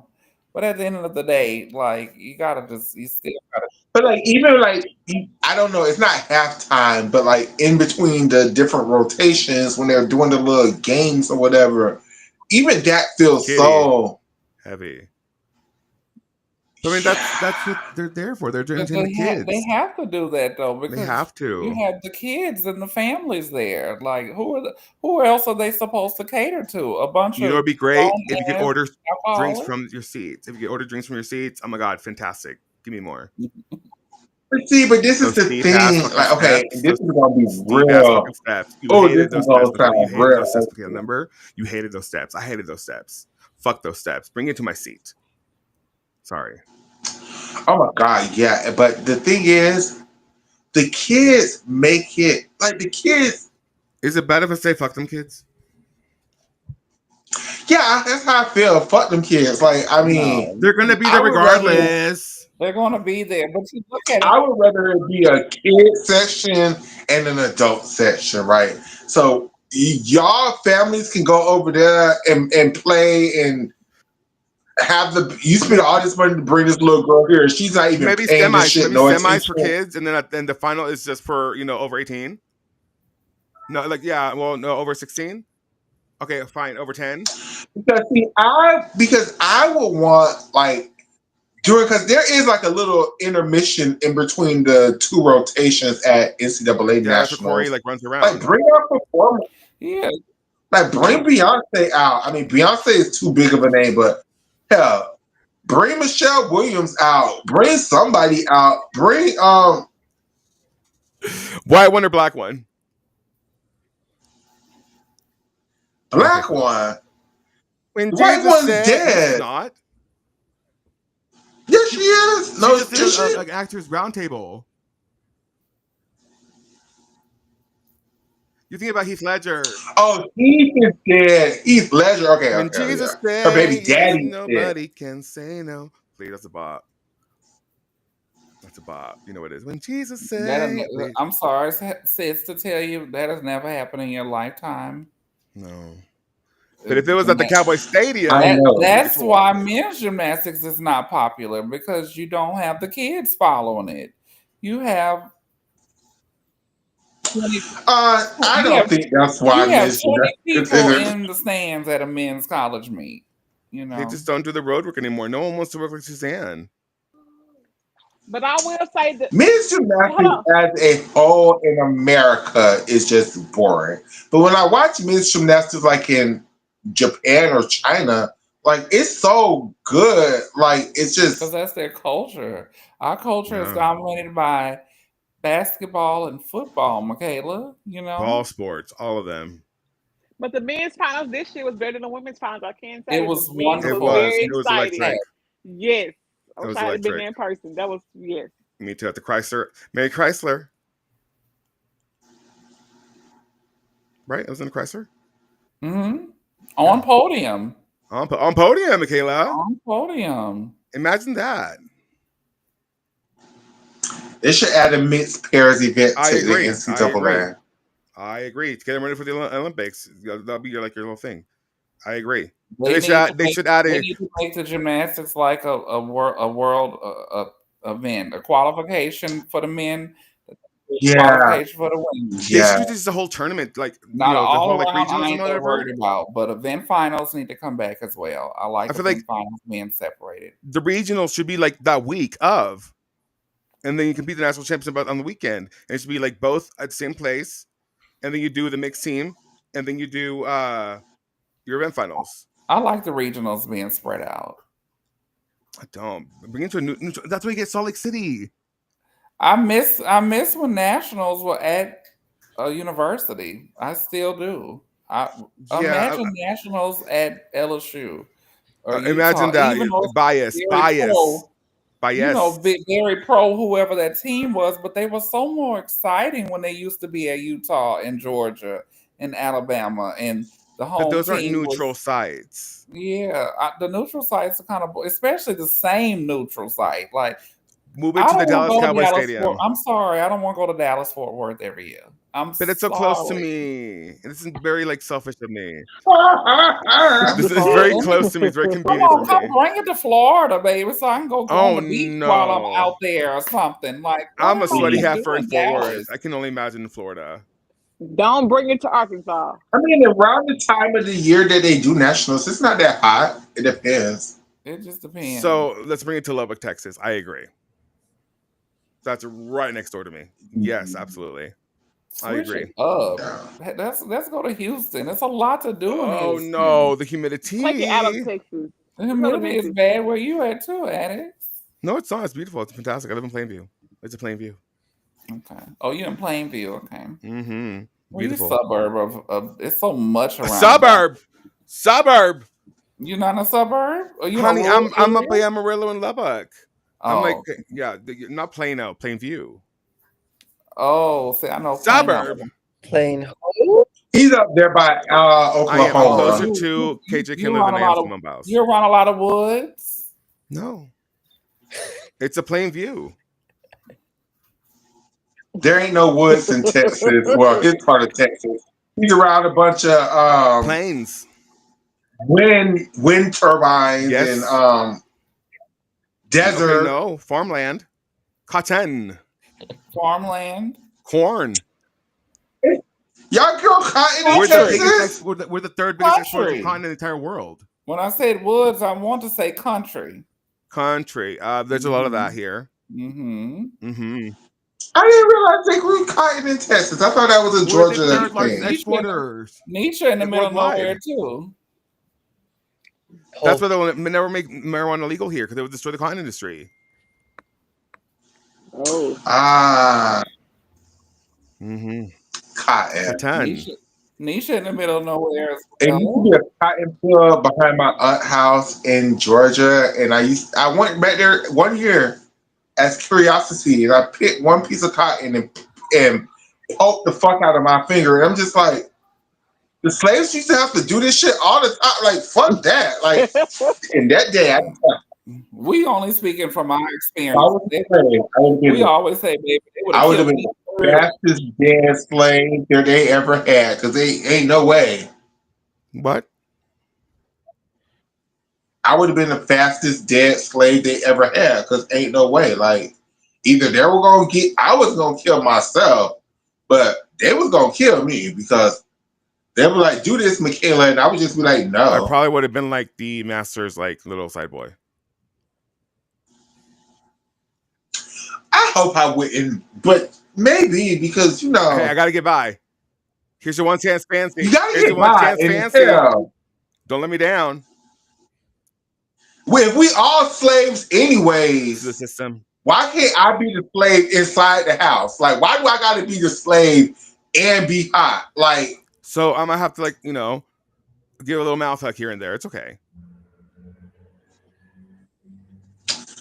yeah, I mean, Oh, but back then, they didn't really bathe much. Like no one did. Like that was smellykins, smellyana. Can't do it. they were just so quick to just take stuff from people back then. Well, like, that's why people used they to- try to kill the witches so they can steal their land. but The like, land would go to the accuser. I mean, like sexually assaulting people. Like, people was just really forcing themselves on people, and I'm just pillaging. like, but people never used to bathe back then, or like there was no shower. It was like just forced, like skunking, bunch of skunking. Yeah. Very nice. All the men would go to these foreign lands. Ben Franklin was famous for doing that. And having orgies. Like, go ahead, Ben Franklin, but you know, whatever. That was lovely. A little history lesson. I know, and now my weird mind is like, as a slave, what would be the worst type of slave to be? Ancestral trauma. It would have to be the ones that have to pick the field, and then master would come from the big house and still want to hunch on y'all at night. Like, that would have to be the worst. If I'm benefiting from it, no, God no. Yeah, no, I got to be in the house with air conditioning or something, or against the fans. And I still got to do stuff with you, and I got to sit up here like, no, like, oh. Let me make your meals. Let me do something. Let me ride a horse. I'll take care of the farm animals. Something. I think the worst type of slave would be the type of slave that who was owned by somebody and they didn't even realize they was a slave because they think they had it good. Yeah. Like they just thought it was part of the family. Like Stockholm syndrome. Yeah, like they didn't realize, like, because he was nice or didn't beat them or stuff, like they never realized that they were slaves. So like the shit that happened in Texas when they finally freed the slaves didn't even know they was free because, you know, the slave owners just stopped being mean to them and like, okay, keep doing work, just not gonna beat y'all, but we're not gonna tear y'all free. Because like emancipation was never about like they wanted to free the slaves because it benefited them. They want to be equal opportunists. They wanted to cripple the South economically. Correct. It was never about like, set these people free. Hell no.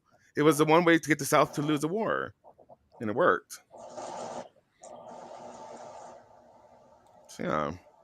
So you guys, we've been on here Almost for a 3 long hours. time, and now I'll sleep here on YouTube. Do anybody have any final words? I guess come watch us tomorrow at 8 p.m. and then the following day at 9 a.m. Dope. Are you looking for most to Asians or Pan Am?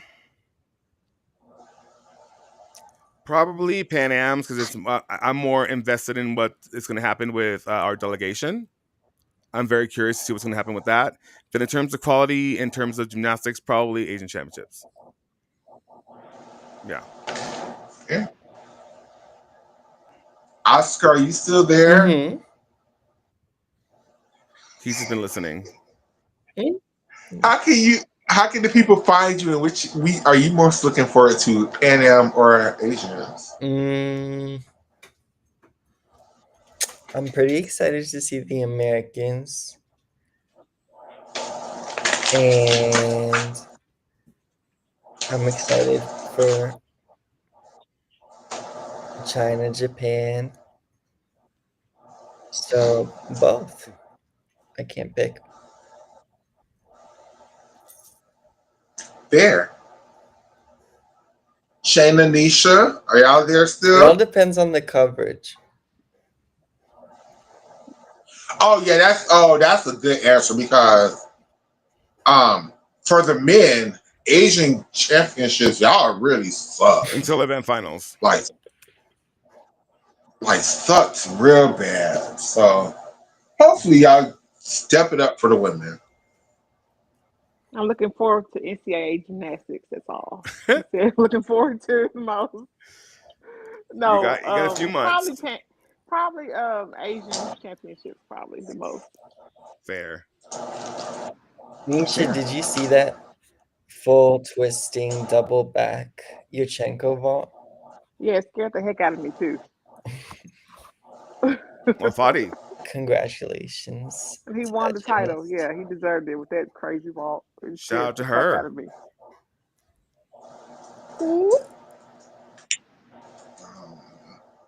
Shayna, are you still there, baby? Shayna said, "Fuck that, I'm going to Shayna sleep." loves. She was tired. I know. So yeah, we have a little working plan going for the shows, and yeah, we're gonna be covering gymnastics a lot this weekend. So tune in, bitches. Yeah, watch the space.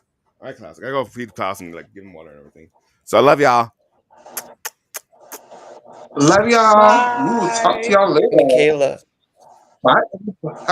Wait, give like one recommendation. Like, what should the people go watch? One gymnastics competition. An old school one. If there was one, old school one, Michaela. Oh, old school meet. Sure. It can be anything. I think you all should go back and rewatch the 1994 Goodwill Games. I really enjoy that meet. It's one of my favorites. Every we watched day. that together before, though. Remember, we watched that together. Remember? I feel like we've seen that one. Is there a final you're thinking of? Team finals? Okay, great. Thank you. Bye, you guys. Take care. Bye. See you all. Bye.